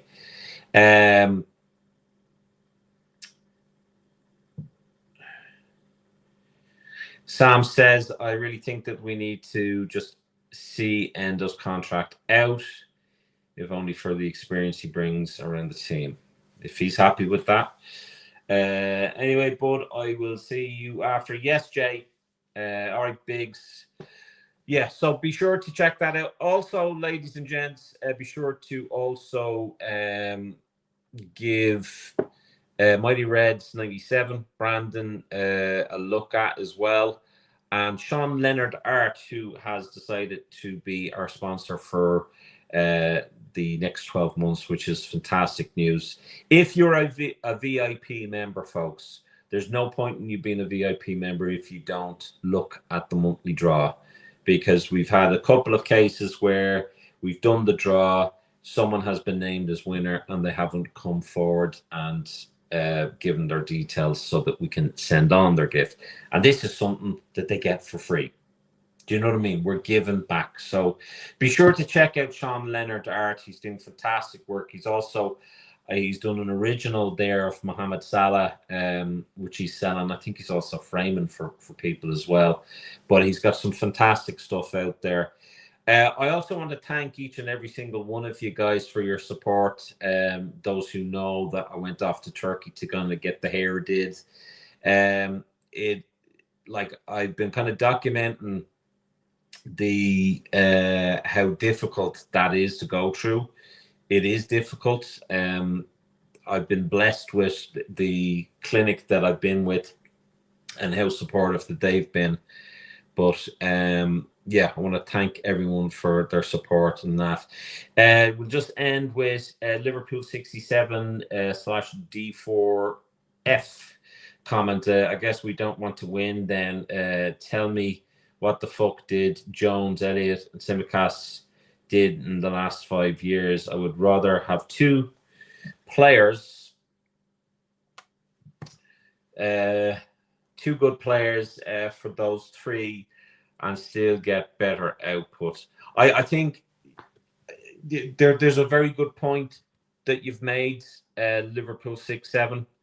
I get what you're saying in terms of Simicast, absolutely.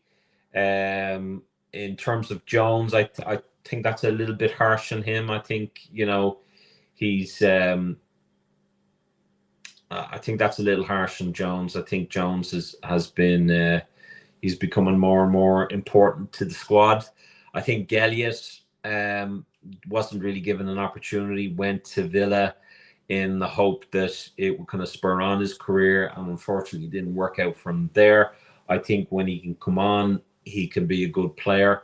And I mean, if we're looking to kind of cheapskate things and to go about the cheap way, I'd rather have Jones and Elliott at the club. It also, I think, helps with the homegrown quota as well. I think we need to get away from this whole sell to buy. I think really we need to look at squad depth, and I think that's really the important thing for me. If anything, we've learned over the last 24 hours, but also especially over the last 12 months, that this clique, these journalists that cover Liverpool, and the YouTube suck-ups that flirt with this clique, I don't think can be trusted anymore. We've seen this with your man Flattenberg, or whatever his name is, and Fabrizio Romano. It's hard to decide what side that you take on, but I think with the stuff that has been reported over Slot staying at the club and Edwards, and then all of a sudden it's reported that this is a spur of the moment kind of decision that Liverpool have made, and that's utter bullshit. I think if you listen to what Mo Chatra has said also on Anfield Index, I think he's certainly a good guy to look at as well. I don't think it's to do with sentimental value to any player. I don't think you can be sentimental. Camilla, we're getting back call at Liverpool. Well, so here's hoping. Who are you open to? Who are we selling to open up spaces? I don't know. I don't know, but we got rid of 3 senior players. So you tell me. You tell me. Anyway, folks, I'm going to leave you and love you. Thank you so much for the support and for all tuning in. Been a fantastic show. I know that we had about 22 minutes of a rant about Boomba or whatever the fuck. But yeah, really, really good show. And also to go on what Brandon had said, if there is anyone that has any issues whatsoever, speak out, talk to people. Don't suffer in silence. And again, with this community here, we're all very much together. And you know, there's been a few people that have come to us and talked to us. And by all means, please do so. You'll find us on Instagram, Facebook, and TikTok, kind of. But on Facebook and Instagram, you'll be speaking to myself. So Big says Bomba Adam. We're just gonna have that there. Bomba Adam. Anyway, folks, with that, I'm gonna leave you and love you. Be sure to tune in to us again and give us your thoughts. And if there's anything that you want us to do a show on, be sure to send your suggestions. All right, folks, you never walk alone.